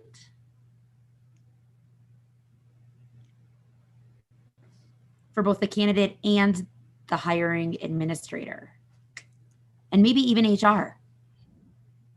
However that may happen. Yes, let's make everybody's jobs better and easier. That's my option. I put it for the candidate and the district. Does that work, Laura? That sounds perfect. Thank you.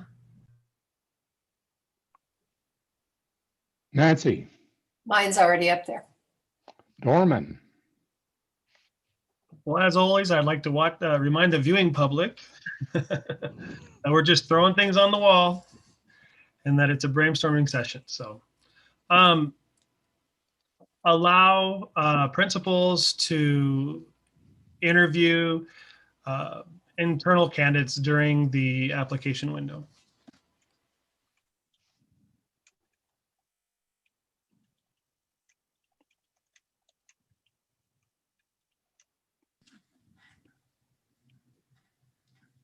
And Dorman, thank you for the reminder. Chris. So Jim, I saw Marty have his hand up. I don't know if there's something that he wants to get in at this point. So Marty, anything you want to contribute? I was just going to say, I think Dorman's idea maybe has merit, but to have it affect the timeline, I think we would have to be able to move on those internal candidates before the 7 days are up. Okay, remember, Marty, that we're just throwing out ideas. Good input, but don't judge them. I'm not judging. I'm just like throwing it out as another option, I guess. Say it again and I'll put it up. Could you say it one more time for me, Marty? Sorry. After you put something in your mouth. That say, allow the ability to hire internal candidates before the 7 days are up.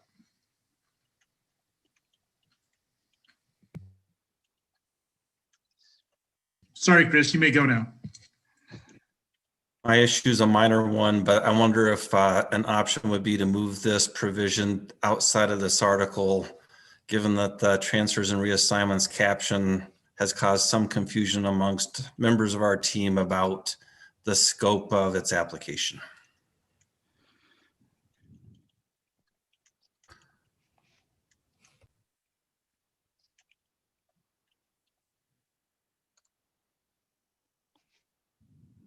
Bo. Pass. Heather.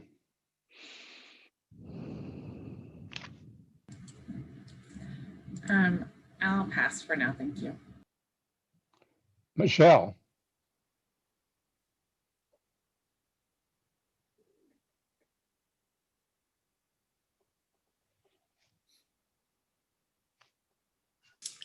I'm just wondering, I'm thinking out loud because I don't know exactly my brain, maybe it's working slow. I'm not sure. But now I'm really wondering about this language that says the principal shall interview teachers according to the published procedure. I'm wondering if maybe that goes to what Marty and Dorman are thinking, but I guess I'm going to pass because I don't have my idea formulated. Okay, we'll give you another chance here in a bit. Deborah. Excuse me. I'm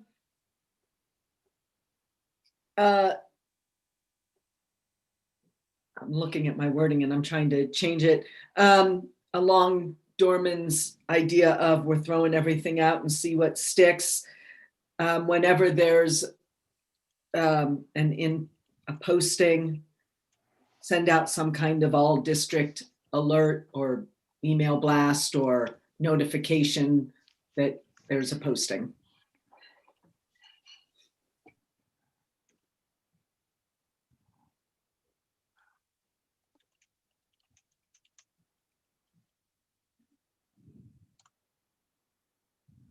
Teresa.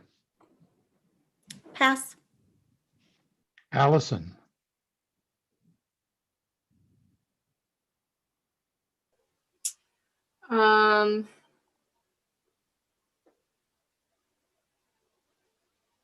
Make it so I'm wondering when we shift that time frame to like current year to like the summer hiring and we change the number of days, if we can put that in clearly stated language on the application website so that people never miss, they know how often to check back.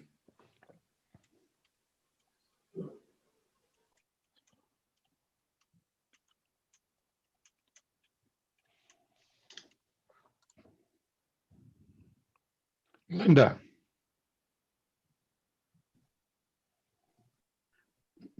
Mine would be clearly for internal candidates, but for the district to post on a daily basis, new postings, and those people who are interested could quickly scroll through to see if there's a job that they have an interest in applying for. Sorry, Mila.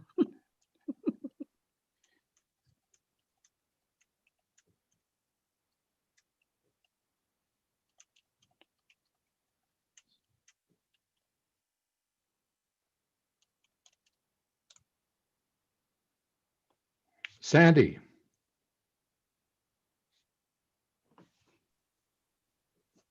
Brainstorming, ideas, throwing out stuff. Have all postings end with open until filled.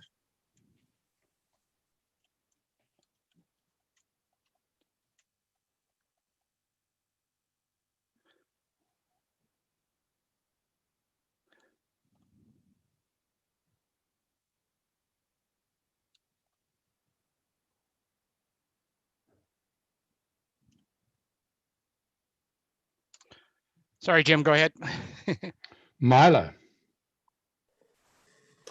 Linda, you don't have to apologize. My option was going to involve establishing an HR corner of the learning service, the weekly LS update, to announce all current openings. It's not every day. You would have to apologize for that. Mila, would you say that one more time and I'll get it in story? Establish an HR listing of all open postings in the weekly LS update. That stands for Learning Services Update. LS update. Sorry. Fingers are not working. Matt.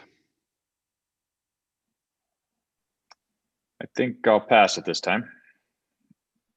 Ian. I'll pass. Kristen. I would like to see all jobs posted until filled. And I would also like to see principals have the opportunity to begin the process after 3 working days posted. And if it's until filled, then we never have to repost.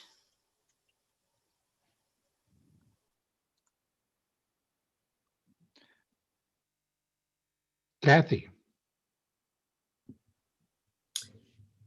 Have a shorter window for hard to fill positions. So I don't know, 5 working days and then the 7 for other positions. Again, in the spirit of ideas.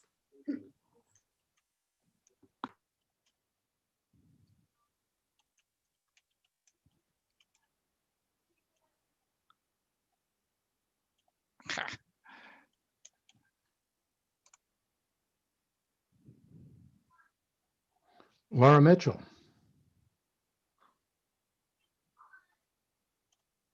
Allow the hiring official to begin vetting and interviewing candidates as they receive applications, but not be able to close until the end of the application window. Say it one more time, Laura. I started typing something and I did it wrong. Do it one more time for me. I'll try. Sorry.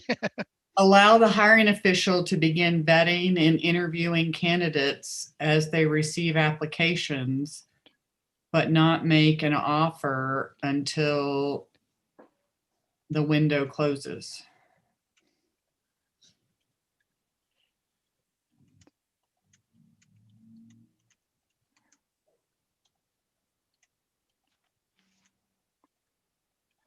Thank you.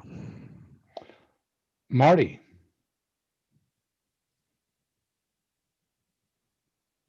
I have something to add to story, if that's okay. Sure. Hang on just a second. Let me get up there, Marty. Go ahead, sir. Currently, all position openings are posted internally at buildings before they are posted publicly.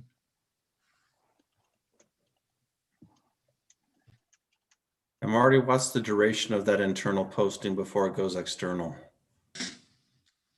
It's indeterminate, but generally a couple days. And does that have to happen? It's only within the building. And that has to happen? Mm-hmm. I would just, maybe it's another half to that story then. Not every building, many buildings inform their staff and have the external posting happen at the same time. In general, our ask is that whatever they do once, like it's a regular practice. Like if their building posts internal and external at the same time, then they do that. If it's that they give a day or two for a position, then they give a day or two on a relatively consistent basis.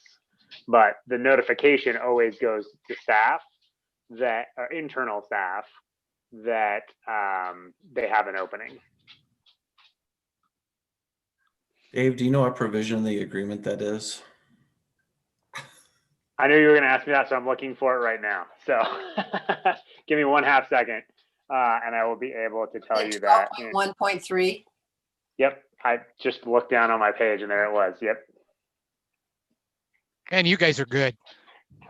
Nice work, Nancy. And those internal postings don't have to follow the normal application process. So they don't have to wait until full. It's just if you have an internal candidate who wants the job and you want to hire them, you can be done with the process.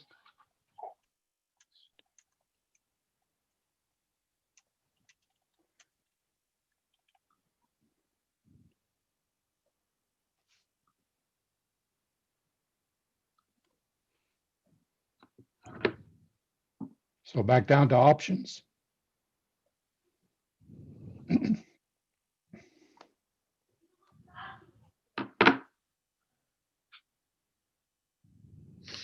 Marty, did you have an option? You added to story.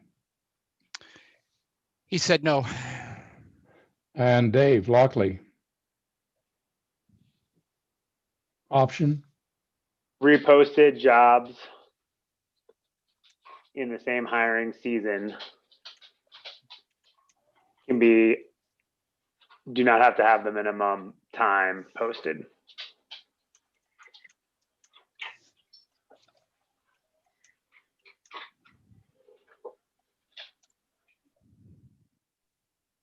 Laura Leppy. I think Dave has been cheating off of my notes because that is straight up what I wrote down. But I'm gonna build on that. That was the word I was looking for. Build on that. Giving the poster, like the person posting the position, the poster, the option for how long they would like to post it within certain constraints.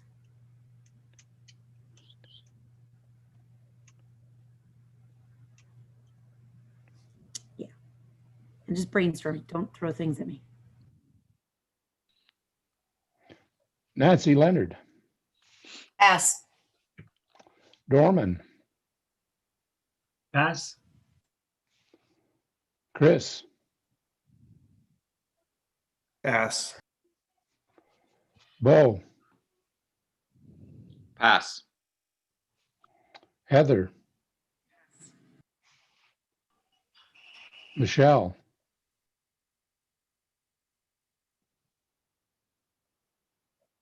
Pass. Michelle, you okay. Pass. Deborah. My other one is up there in varying ways. Pass. Teresa. She's left for her birthday dinner. For her Oh, that's right. It is that time, isn't it? Thank you. Allison. I actually have two, but I can just give one or I can give them both. The first one is set up a system of like backup offers or something. So if we're gonna leave the applications open until filled, we could change it to say like currently interviewing, accepting backup applications. This is coming from a person who is currently looking at homes, and that's what they do. So I found that very creative. And then the other one, this is a totally random, but when principals are interviewing and they have like two really good candidates or something, and the one they don't pick, they could say, hey, would you like to go into a pool of other other potential jobs in the district? So you have like a pool of really high quality candidates that other people interviewed, but for some reason or another didn't hire, that you could like maybe pull from in a pinch. Or it's like, I want to work at a high school in Adams 12 and I don't care which one. Pick me, I don't know if that's a possibility instead of always having to go school by school.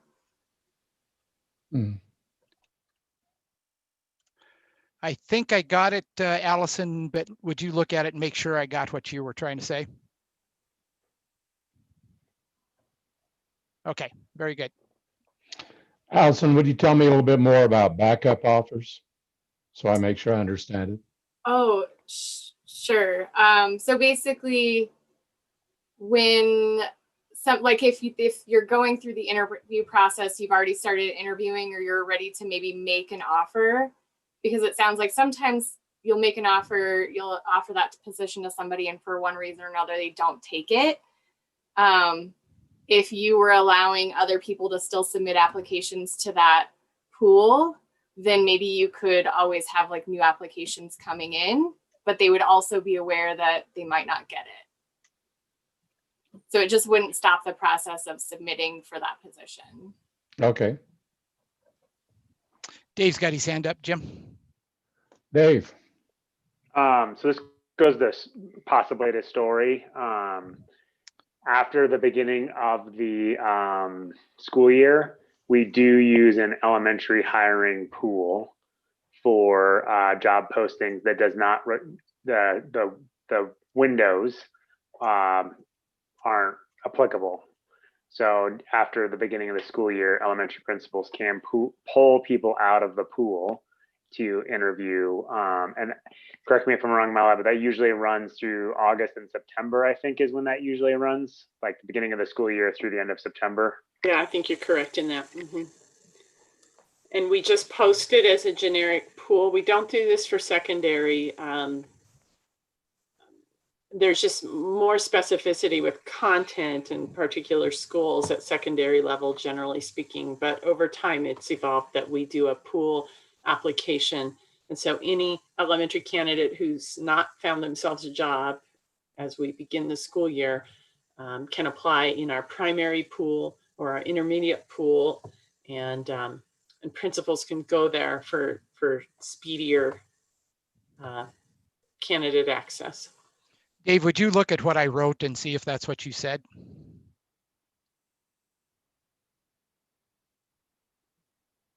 Sorry, I'm scrolling back up to the. Yeah, I was the story scrolling when part. you were talking, so I missed the first part, and I apologize. So It's after the beginning of the school year, instead of after the end of the school year. It's at the after the beginning of the school year, or as the school year begins. I don't know how to phrase that sentence, but the rest of it, yeah, after the beginning of the school year, we do have an element. Yeah, the rest of that is correct now. Okay. And actually, I think Mila added that you have two pools, right? One for primary and one for intermediate. Correct.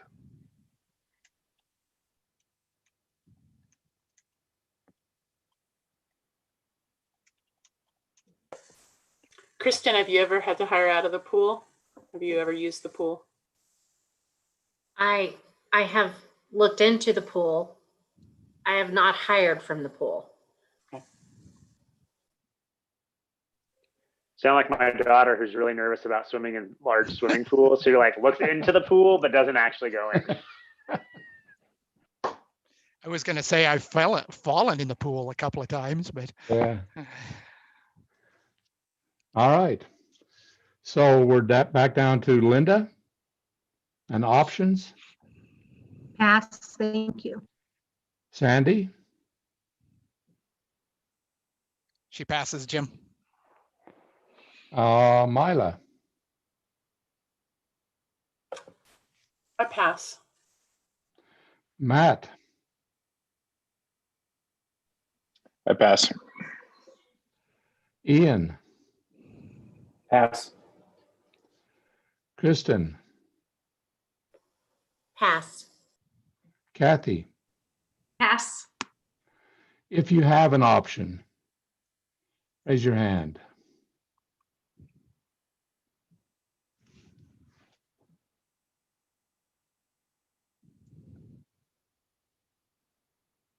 Anyone see a hand up? I don't see any, Jim. All right. Any questions on the options that are up there? Is it time to go to the straw design? I believe so.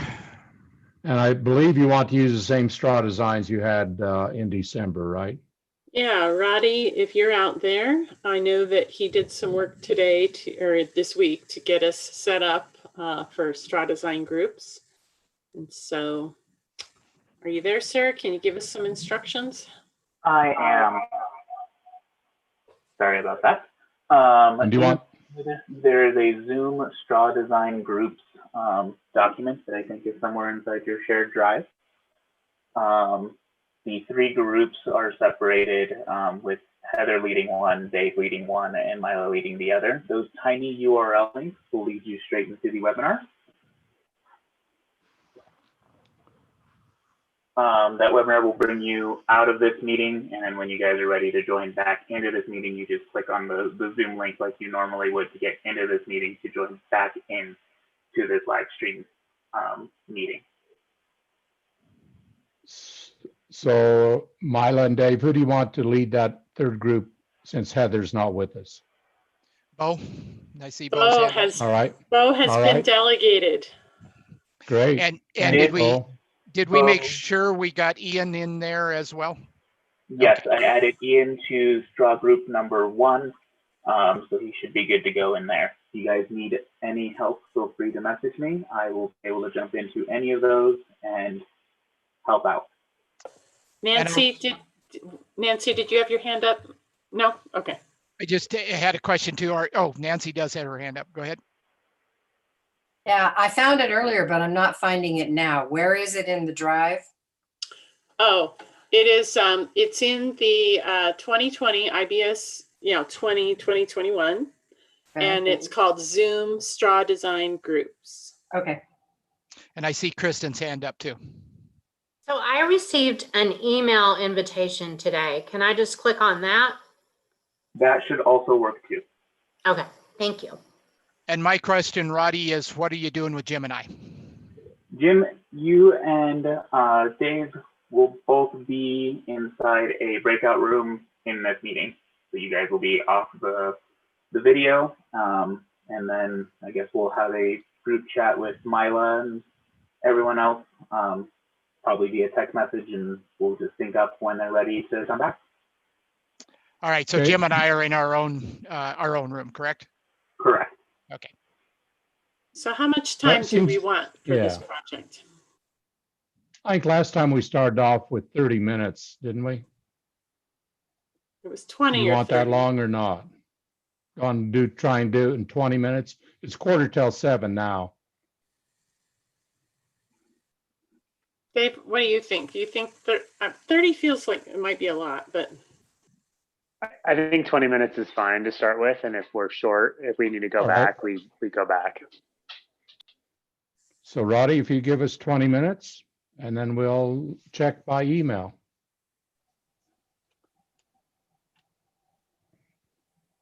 Will do. Thank you.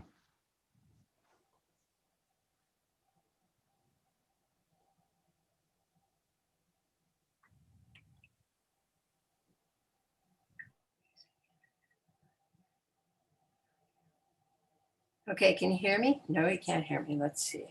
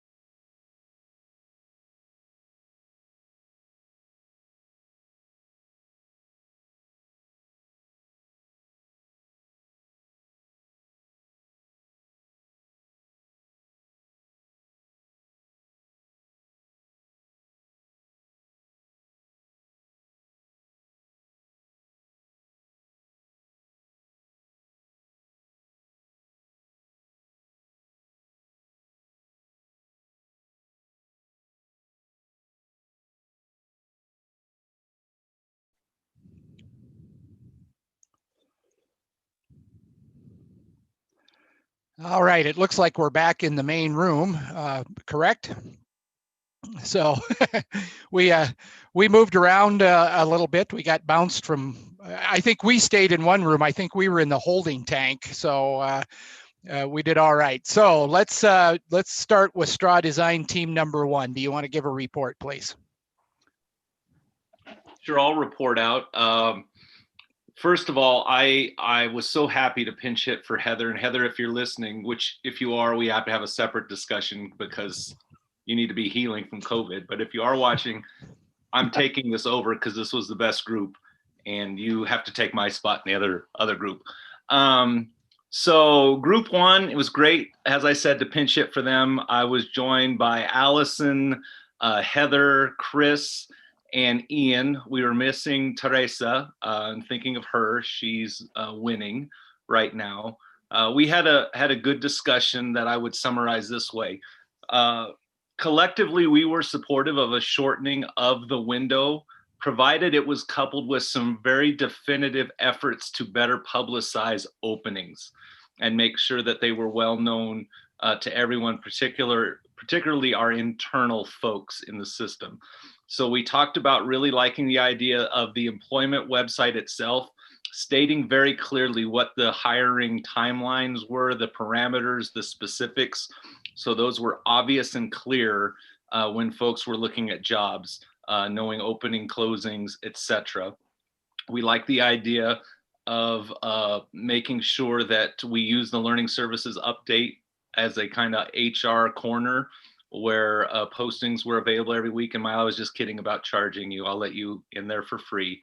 Not $5 a square inch. No, I'll let it go right now. But you can join the LS update. And we can publicize the openings right in there. And we talked about the importance of making sure that I've got to go back to my notes, and I was doing pretty well there for a minute.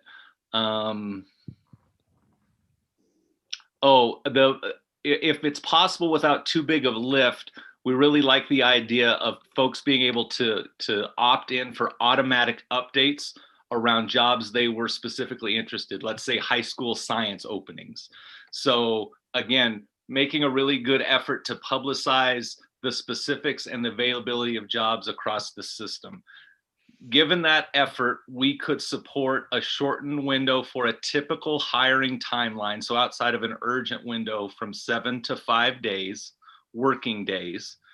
And inside a more urgent, we targeted August 1st as thinking that's when things get pretty urgent, when we're a couple weeks out from go, of reducing it to 3 days, and also same 3 days when we're within an existing school year.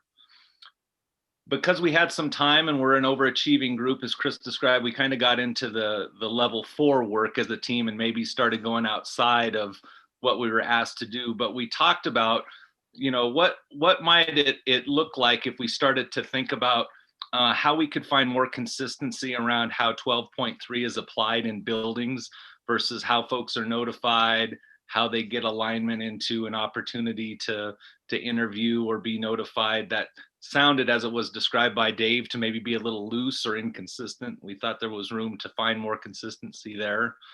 And then this idea of, as we get into these situations where folks are interviewing and they hire, and there's a real strong runner-up or two that emerges. I shared with the team that I know as principals, informally, that's shared all the time.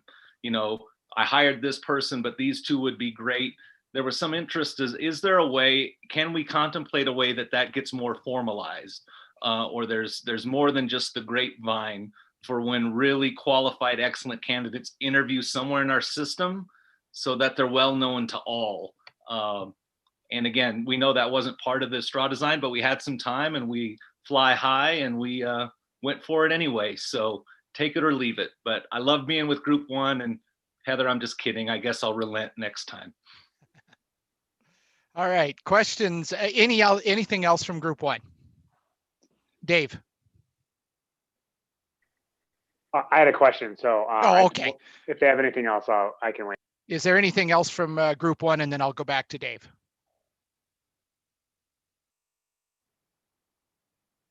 I don't see anything, Dave, so ask your question, please. It's a clarifying question about your bullet around 12.3. Were you referring to 12.1.3, the internal notification section? I think you were, but 12.3 is about administrative transfers. And so I wanted to make sure we were talking about the same thing. Dave, I'm a humanities guy, so I'm good to 1 decimal. So yeah, you're right. So you want to give it to me again and I'll fix it? 12.1.3.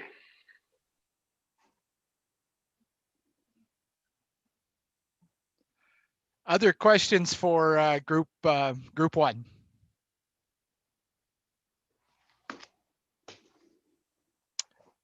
I don't see any. So group 2, do you want to talk to us about what you did? I can. So we had a really good conversation regarding one of the things was, although we're tackling one part of the issue that Mila highlighted in regards to being able to go out and acquire the candidates that we're trying to get without losing them to other districts or other buildings.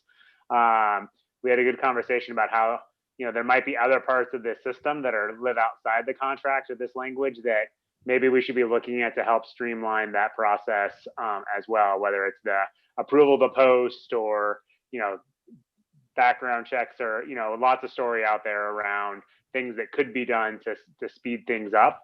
But we stuck our straw design to what was in the contract, which was the posting window. So we also talked about creating a notification system, whether it's an email or whatever, around new jobs, moving the standard posting window from 7 days to 5 days, moving current year postings from 5 days to 3 days, similar to group 1.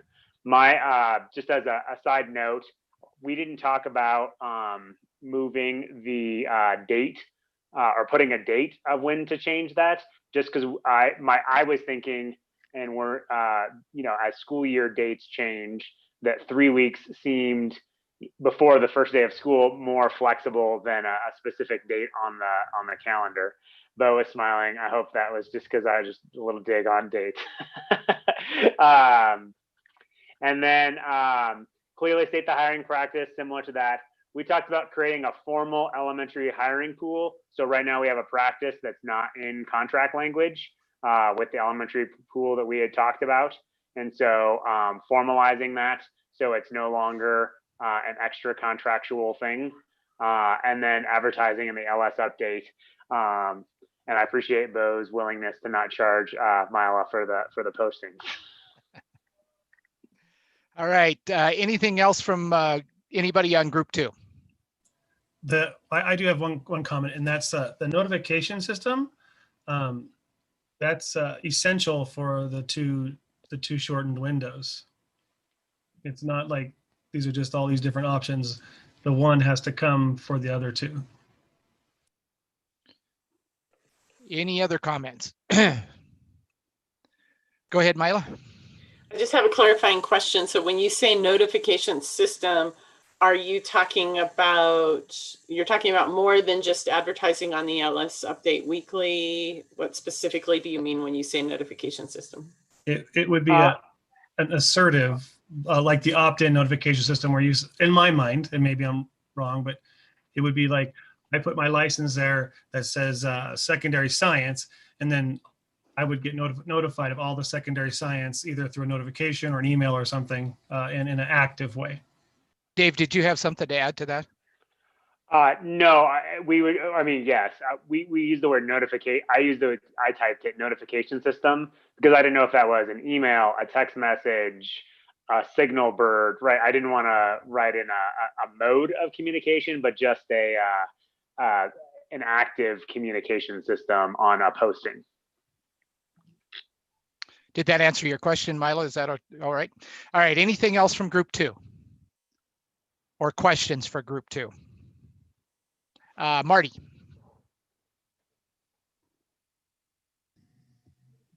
Looking at, I think we all really are interested in a notification system, but my question would be, is it something we can actually include in contract language? I mean, does that mean if our system goes down, we're in violation of the contract? You know, is this dependent on the software or the support services that we hire? You know, those are the questions I have around it. I think we're all in agreement that it's an awesome idea, but is it really something we can do in contract? Can somebody answer that question? I can answer it in two parts. You know, notifying people is part of contract language all over the place, not necessarily a specific thing, but you know, we have notifications listed in the contract lots of different places. The second thing I would say is that not necessarily everything in a straw design ends up landing in the exact language of the contract. It's the agreement of what we're saying to solve the issue. So it may or may not in the final, you know, thumbs up version of what we do be something that says in Article 12.1.5.6 or something like that, that there shall be a notification system to all employees. But this is just the solution to the issue that we're trying to identify and work through.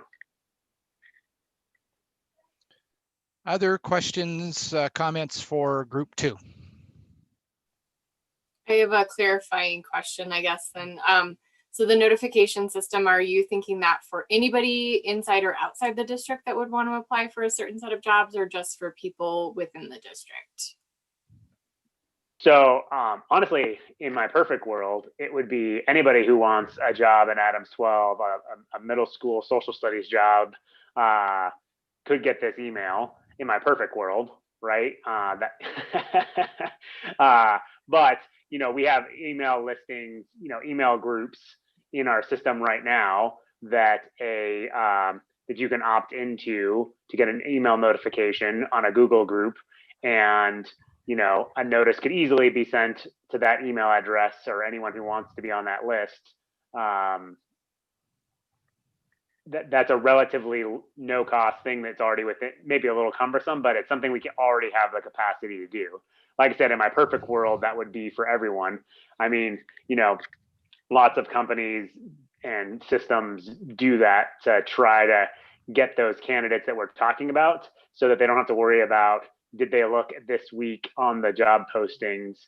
They're much more likely to be looking at their email than our website for that job if we want to get those best candidates. Other questions or comments for group 2?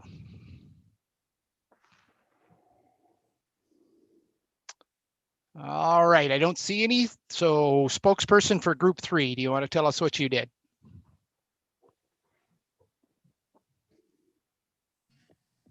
Do you want me to jump on this? Okay. So we were very similar in a lot of our ideas, in that we thought that reducing the number of days to 5 working days in most circumstances, and that we would advertise all posting in the learning services update, and we would pursue a messaging system. The only, I think, thing that is significantly different is that we agreed that starting June 1st would be the time where we could reduce the amount of days jobs are posted to 3 for hard to fill positions, so science, math, special ed. Okay, anything else from group 3? I will note that Laura was trying to give me some universal power to make exceptions, and I declined and struck that out. So thanks, Laura. And maybe we should put that up to a vote now as a whole group. Yeah.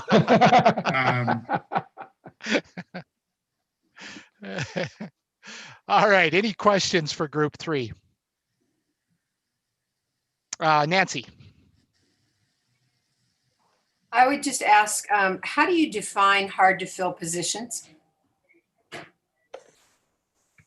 Currently, handle that one. Yeah, currently they are science, math, and social studies, but we define it by significantly smaller candidate pools. And if we were to use a term like that, it would have a clear definition up front. People would know which are the hard to fill areas this hiring season. It does change a little bit. ELL is sometimes on that list. It's the definition we use also for like allowing alternative licensure and other things. Yeah. During Okay. hiring. Other questions for group 3?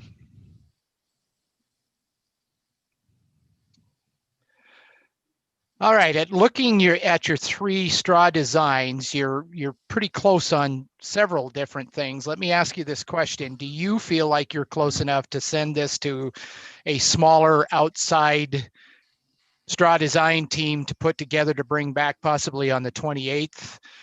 Or do you need to go back into straw design and do some more work? What's the feeling of the group? I mean, I live in the world of without objection, right? But I mean, I feel like we're pretty close on almost all of it. That I would feel comfortable sending a group to write something up and then bring it back on the 28th in a more, unified formal space. Okay. Does anybody object to that? All right, in the past, what we've done with this is take an administrator and a member from each group, so there would be 6 total people, to work this out and bring it back and let people look at it on the 28th, knowing we call it a final straw design. We should call it a final draft of straw design because it's still a straw design. You can still tweak it, blow it up, do whatever you need to when they bring it back. But I think Mila, Dave, help me out. I think we've taken volunteers, correct? For those straw designs. So if we could get volunteers, 2 volunteers from straw design team 1, a member and an administrator, or a district person, I should say. Not an I think I saw Bo's hand up on the admin side. All right, Bo. And a member, Ian's got his hand up. Group 2. Matt is going to do it for the district. How about an EA person in group 2? Shelley. Group 3. Marty. And member.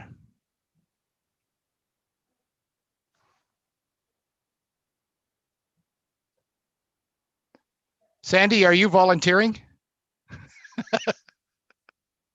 Laura and Sandy are pointing at each other. Laura. I'm volunteering Laura. She's down there on my screen. I was volunteering Deb. I'll do it. All right, Deb, Okay. thank you very much. So your team is Bo. Y'all owe me. So your team is Bo, Ian, Matt, Shelley, Marty, and Deb. So you'll need to get together between now and the 28th and put this together as a draft of a final straw design and bring it back to the group on the 28th. Who will coordinate meeting for that group? I can send you all an invitation and then lurk on the shared document like I did last week. I'll set up the invitation if you want. Probably for a late afternoon someday. I'll look at your calendars. Does that work for everybody? Yep. All right. So we are. Did somebody have a hand up? I saw a hand go up. Chris. Only other thing I was going to share out is that there could be some automation issues about what does it take from an IT standpoint or a system standpoint or a cost standpoint to implement this notice system that a number of us have talked about, and just know that Mila and I are trying to learn more about what ApplyTrack may be able to do, and we're also reaching out to Ash, and Mila will get that information onto the team so that you might be able to factor in implications around operationalizing that piece. Thanks, Chris. Anything else before we move off of this one to the next one, or to whatever you're going to next? Let me put it that way. All right, go ahead. Can I say one thing? Sorry. Yeah, Kathy, go ahead, please. And I know everybody had their time to say if they were okay. I just felt like in our group we had more reservations about like the moving to like a lower number. And I just wanted to make sure everybody's good with that straw design team going off, for the folks that were really talking about that, because I know we are the ones that had that provision on the special group. So just wanted to put that out there. You're good? All right, cool. Thanks, Kathy. All right, so are we headed to 12.2 now? Is that where we're going, Mila, or do you have something else? Our agenda actually called at 7:30 for us to go to a different topic, and this is a different, not an IBS or a process. It's more of a conversation about MOAs. Okay, sounds good. And so there is a document in the shared drive, and it is called MOA buckets. It's my terribly clever name Yeah. I came up with. It was People that who work Monty with- Python. Was that Monty Python that had the "Bring Me a Bucket" skit? It is. I can't really. But, People who work with me too long know that I like, when I describe things, I like describing things in buckets. And you've discovered my secret shame of too much 1970s reruns of Mighty Python skits Right. from the 70s. Do you want to? Do you want me to? Go ahead. Yeah. So as we have approached, considering MOAs in the past, what we have done is give you guys kind of a heads up and kind of an introduction to it, and then turned you guys loose to think about it, turn on it, and then have a more formal conversation on some of these MOA issues at a future meeting date. And so what we'd like to describe this year is, 3 buckets and maybe a 4th bucket that we can call out, depending on how people react to it. But we didn't want to take the presumption space of just doing it ourselves. We wanted to kind of approach the idea with you guys this year of potentially moving some of the MOAs that have been kind of riding out in contracts for a long time, virtually edited, and moving them into the actual articles themselves. For those watching in the studio audience, or for newer members of our team, the difference between the articles and the MOAs in the contract is that MOAs have to be re-approved every single year. Every single year we go through the process of looking at it, shaking it out, and readopting it. Whereas the articles, unless we bring it up as an issue or concern as part of the negotiations process, it just sits there and it lives there until we identify an issue that we need to address and change. So each year, for the last couple of years, we have created 3 buckets. One's articles that we think can go with no change, one with minor changes, usually dates and that kind of stuff, potentially just minor changes to the article or to the MOA. And then the last one, items that we feel like we may have to put on the agenda for actual discussion of the article itself. Usually having to do, like with the comp study committee, either them bringing us a report or giving them new charges for the year. So we sometimes end up editing some of those MOAs more extensively than others. So it looks like almost everybody is in the document. So this year we still have those 3 buckets, but in the no change one, we did put some stars next to a couple of them. And these are ones that, as Mila and I were talking about this concept, that we thought might be something to consider. Not making the decision, obviously, but consider potentially finding a home in the rest of the agreement, because there are things that, even if we got rid of the MOA, weren't going to disappear for our system. For example, like induction. Induction is something that, we're gonna have to do, whether it's in MOA or not. It's gonna happen. Things like shared decision making. That's such a part of our DNA as a district. Just because the language in the MOA disappears, it's not going to necessarily disappear from our system. So let's just institutionalize it into the contract. Apex with the educator effectiveness, same thing. Ever since we really don't update the language outside of dates of that on a regular basis. So those were some of the ones. The other one was the assessment day language.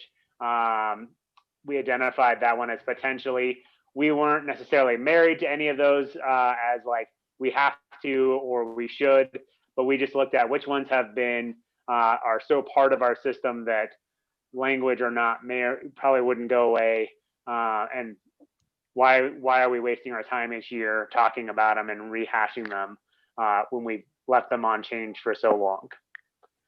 So that was kind of the buckets that we put together. Mila, anything you want to add before we take any questions from folks? You got it. All right, questions for Dave and Mila around the MOU buckets.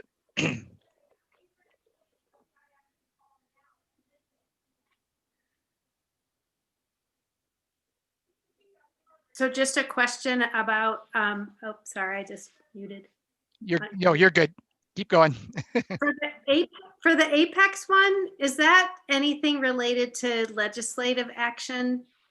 Like a lot of that came from 191, right? And I know that there's some discussion about things at the Capitol. So I just wasn't sure about that one as having external forces that might change what we do. Yeah, so what it does for that particular MOA, it's on page 108 if you want to flip to it or look at it later. Basically what it says is that we're going to have a committee, and that committee is going to look at our evaluation system. And so it doesn't have any of the details of what the evaluation system looks like, and all that stuff is decided upon by that committee, and then it is then published out to the systems in accordance with the law and, regulations from CDE and that kind of stuff. So the language is really just, what does the committee look like versus the details of the actual systems itself. And actually, under other state law that's not SB 191, there's already state law that says we should be having a committee that looks at our evaluation system. That's why other places still call it their 1338 for a much older state law that was passed. I'm going to use the phrase "before I was born again," just because I know that's Mila's favorite time I say that. A law that was passed before I was born that has to do with professionally licensed evaluation systems. So because we have state issued licenses, like other professions that have state issued licenses, all of their employers are required to have this kind of committee in existence. And so our Apex committee serves as that 1338 committee. And so really what this just does is, kind of creates that in language and defines the work of that committee and whatnot. Linda. So I can never tell. You're on. Are we looking at making some of these separate articles, or are we looking at trying to incorporate into current language, the language from these articles or from these memos? I'm sorry. Yes. Yes, all of the above. Okay. From a process standpoint, Mila and I had briefly talked about what that might look like. If we as a group said, yes, we want to roll this into the contract in one form or another, we would probably, similar to what we just did, commission a writing group to go off and say, okay, what's the best way to do that? And then bring back a recommendation to us. Some of it may be an article, a separate article. Some of it may just be adding something to an existing article. question, Dave, Go ahead. and people who've been on here a while. Have any of the four of these ever had a sunset date? I don't want to use the word ever, not recently, and not in a significantly long period of time. There was a while there where almost all of them had a sunset date, the phrase, unless otherwise agreed to. So at one point, all of them did. We went away from that practice a while ago. And so, some of them did, but then it got taken off. And so I don't want to say none of them did without saying, they haven't for a long while, but at some of them, yes, at some point it did. Dorman. I was wondering about, we've been doing interest-based strategies for a long time, and we seem to be really good at it, and it seems to be working really well. And I'm wondering why, perhaps, or what the reasoning is that we would not think about including that in the contract permanently. So I can answer that question because we had that conversation, and I want to, like I said at the beginning, was Mila and I is just kind of like, hey, this is kind of what we're thinking list, not the like what we should do list. I'll just explain my thinking in that space. Yeah, we felt like the ones that we identified could probably be rolled into the contract virtually or mostly as is. There would not need to be a need for a large scale rewrite or incorporation work. The IBS article, because we would need to, we couldn't just roll it directly into the contract. We felt like that would take much more time than we have this particular school year. Although I've said multiple times, I think every year, the last couple of years that we've discussed that article in this MOA space, I want to roll that into the contract. And I would love to say, as maybe part of this year, say, yes, and we're going to send some people off this summer to draft something out to bring back to us or next school year or something like that. But I just didn't feel like this particular school year, we had the time or the capacity to do that work. I don't know, Mila, does that kind of accurately summarize our conversation the other day? It does. And I could see our work if the team is interested in pursuing this and identifying some things to be teed up for, and like Dave said, for some deeper dive, some deeper work, maybe over the summer, and just start the year with some incorporation. I mean, ideally, MOAs would be just really short-term projects or agreements that are going to be changing, and they're really limited. They shouldn't be lingering for years and years. If it's something we want to keep for years and years, then let's put it in language. Otherwise, it should kind of come on the scene and then leave the scene. So yeah, I definitely think there might be other things that that take a little more time and would get on the list for future consideration. And I think that's a good, point to make. Is that, I think it's a little bit of a change in thinking of how we're writing up the language as well. It's something that I think my personal change in thinking has gone around now that because we're doing IBS and not the traditional bargaining system, right? We're no longer limited by the number of articles that we have or the things that we deal with. I think that, we're now in a space where things that are permanent should be permanent, and we shouldn't be wasting our space on it. Because if it was really, like I said, an issue, we can address that issue when we need to address that issue instead of just rehashing it every year. Because, like I said, shared decision making is not going to go away, even if we somehow broke down and didn't approve the MOA. It's in board policy. It's built into the DNA of our district. That's not going to go away anytime soon. I know I'm selling an option, but so that was where we wanted to start. And you're right. I do have, in my perfect world, we would be anything that's not temporary should probably no longer be MOAs. Things that are going to change. Things that are going to change regularly. Yes. Things that are, for a year or 2 years or a pilot or something like that. Those are things that I think could and should move into contract language. Other questions around the MOU buckets?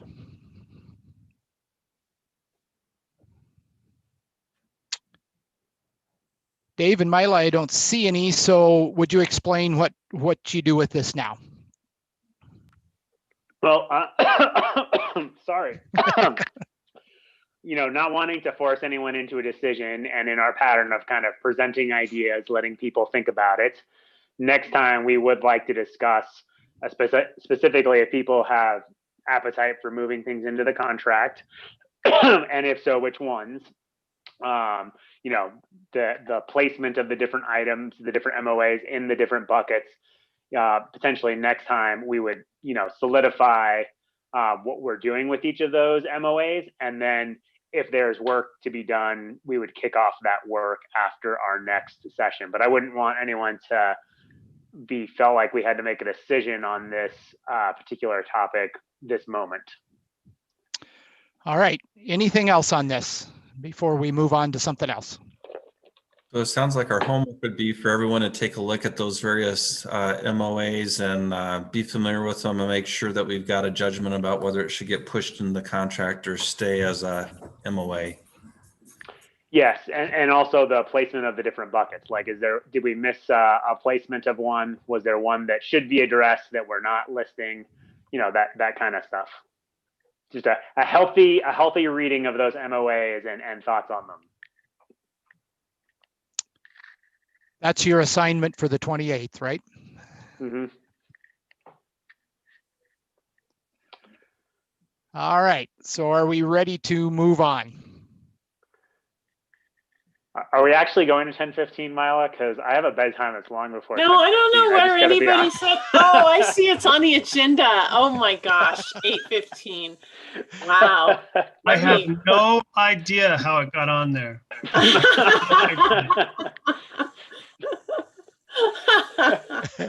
Oh my gosh, yeah.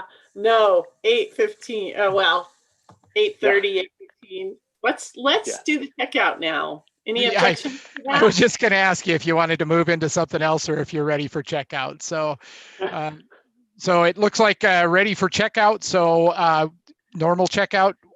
Give me a thought for the day, and we're going to start with Ian. Wow. All right. I appreciate some conversation outside of the middle school classroom. So that was wonderful to have tonight. Some more intellectually challenging conversation. Very good. Laura Mitchell. Oh, we must be going backwards because Ian went right after me last time. You figured me out, Laura. Sorry. I just, welcome back to the new year. And I thought there was a lot of good discussion. And I just like how well everybody respects each other and works together. Chris. So I'm just grateful for a number of things tonight. One is that we lingered around story for a while, and there were some things that came in fairly late in story that I think were helpful and generated options that I see in straw design. The same is true about sometimes when we were interest in options.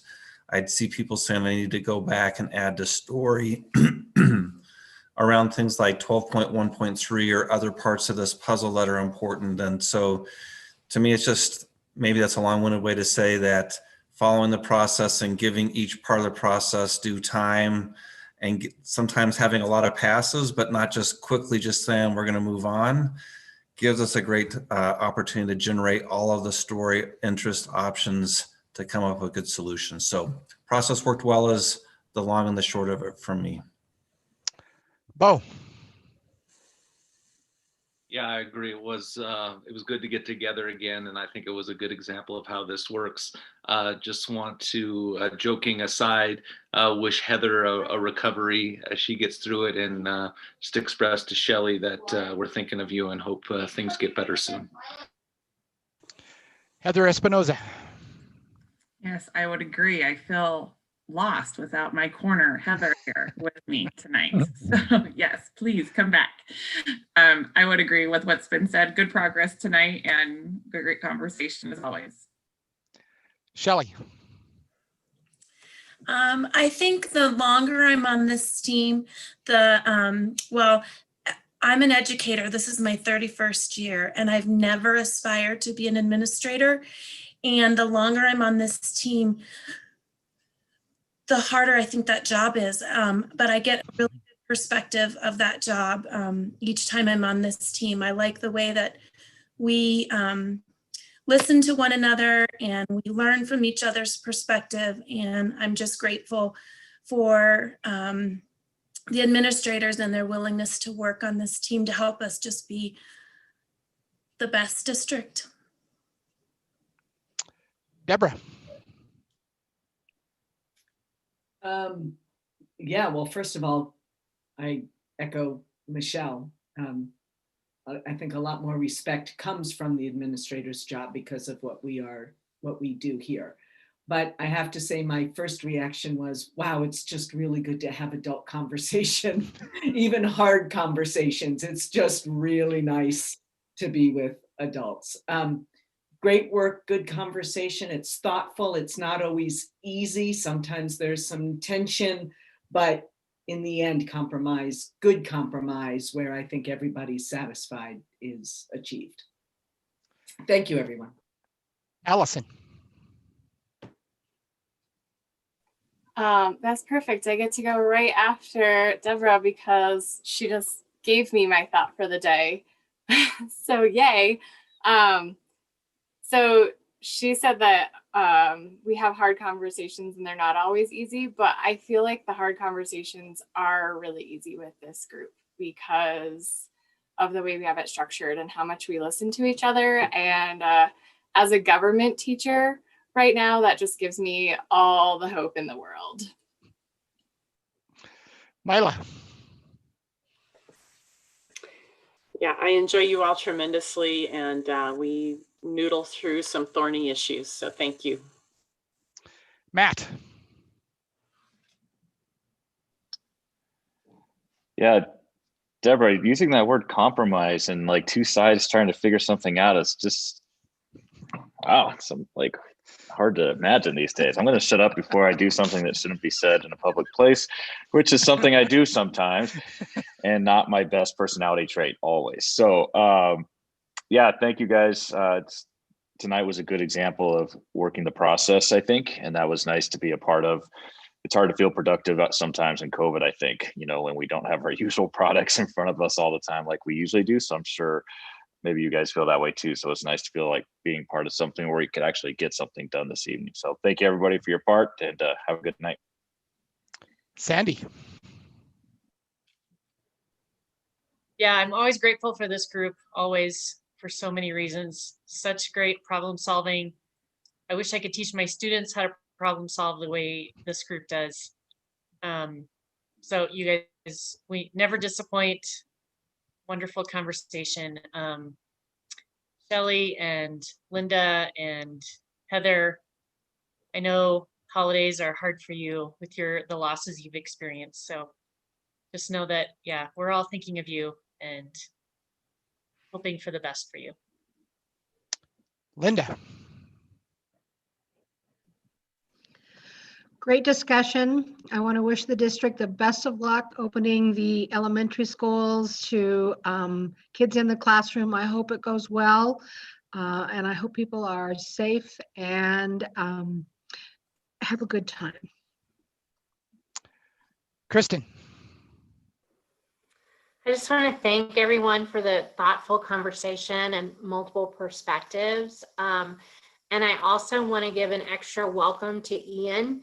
Ian, I am not the new person anymore. Welcome to the group. I think you're going to love it. Thanks, everybody. Dorman. I really enjoy working with this group as well, but one of the things that really struck me tonight is that every single year we have an interest to attract and retain the highest quality educators possible for our district. Every single year that topic comes up some way or another, and we're all focused on that objective. And that just really pushes me forward. Nancy. I really appreciate the thoughtful questions and discussion that comes out among the whole group. Someone spoke about Shelley, I believe you spoke about being a principal.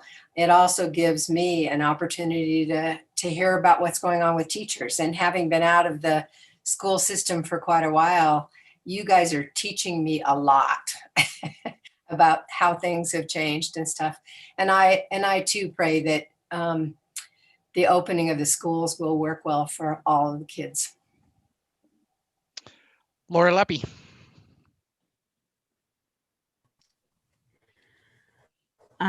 Yeah, I'm always so impressed by this group, and I love being here and I love being part of it.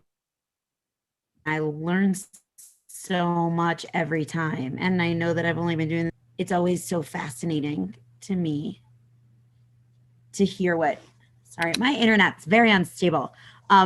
It's always fascinating to learn all the sides and the perspectives, and I always appreciate that.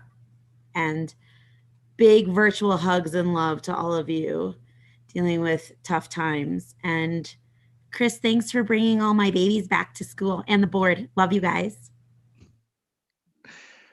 Dave Lockley.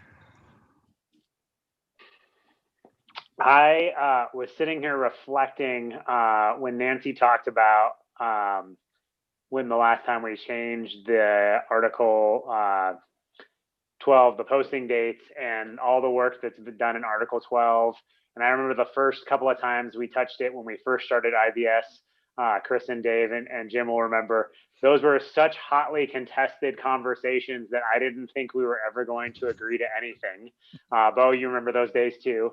And the fact that we had 3 straw design groups that were virtually identical after some really great conversations and story, interest, and options, it just blows my mind that we, and with the writing group, you know, those were always like, all right, well, Mark Henson and Dorian, and you know, we have to like have the big wigs had to go to those straw design groups. And this time we're like, yeah, fine, everyone can go take a stab at it and it'll be just fine. That never would have happened a few years ago or 10 years ago or anything like that. And it just blows my mind that we're now in that place.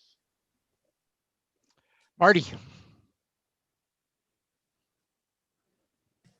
It's hard to go after so many smart people who've said so many great things. And I can agree with, there's nothing that anybody said that I don't agree with. It's, but we say it every time, and I just don't want anybody to forget that this is rare. You know, this isn't common. To have this many people work this hard and on difficult things and be able to do it respectfully with a higher interest in mind is really rare. So thanks for letting me be a part of it. Kathy.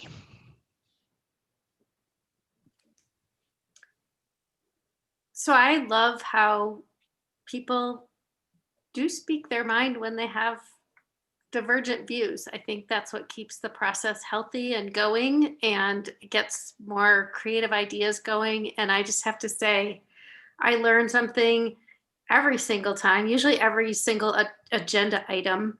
And the complexity of all the things that come together to make a school run is really huge. And also just the importance of the words we choose, and, you know, look at the big implications from changing just, you know, a couple of days and what it means. And we do take time to understand that everything that's written in the contract matters how we say it.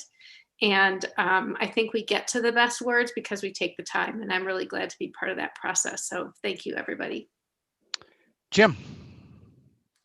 Thanks, everyone. It was a great evening, and it was very quick to talk about changing from 5 to 7 days, or 7 to 5 and 5 to 3. Other groups would struggle with that for weeks and save it in their back pocket for a trade-off later on. So I appreciate the work you do. I appreciate the dialogue you have. Wish you all the best in the next few weeks, and I hope everything goes well for everybody in all aspects of their life. Take care. And I'd agree with Jim on all accounts there. The thing that I think about and have been thinking about all day, part of the reason I was so tired from yesterday is because of the group that I was with is right at the beginning process of the IBS process itself. So there's a lot of negative energy and it's exhausting to facilitate. I will tell you, you guys make Jim and I's job so easy because there's so much positive energy in this group that it's unbelievable. And I wasn't worried about it at all today coming into this. I knew that this is the way you guys work because you do the best job I've ever seen at it. So congratulations. Thinking about all of you who struggled through the holidays and hope things get better for you quickly. And we'll see you on the 28th, folks.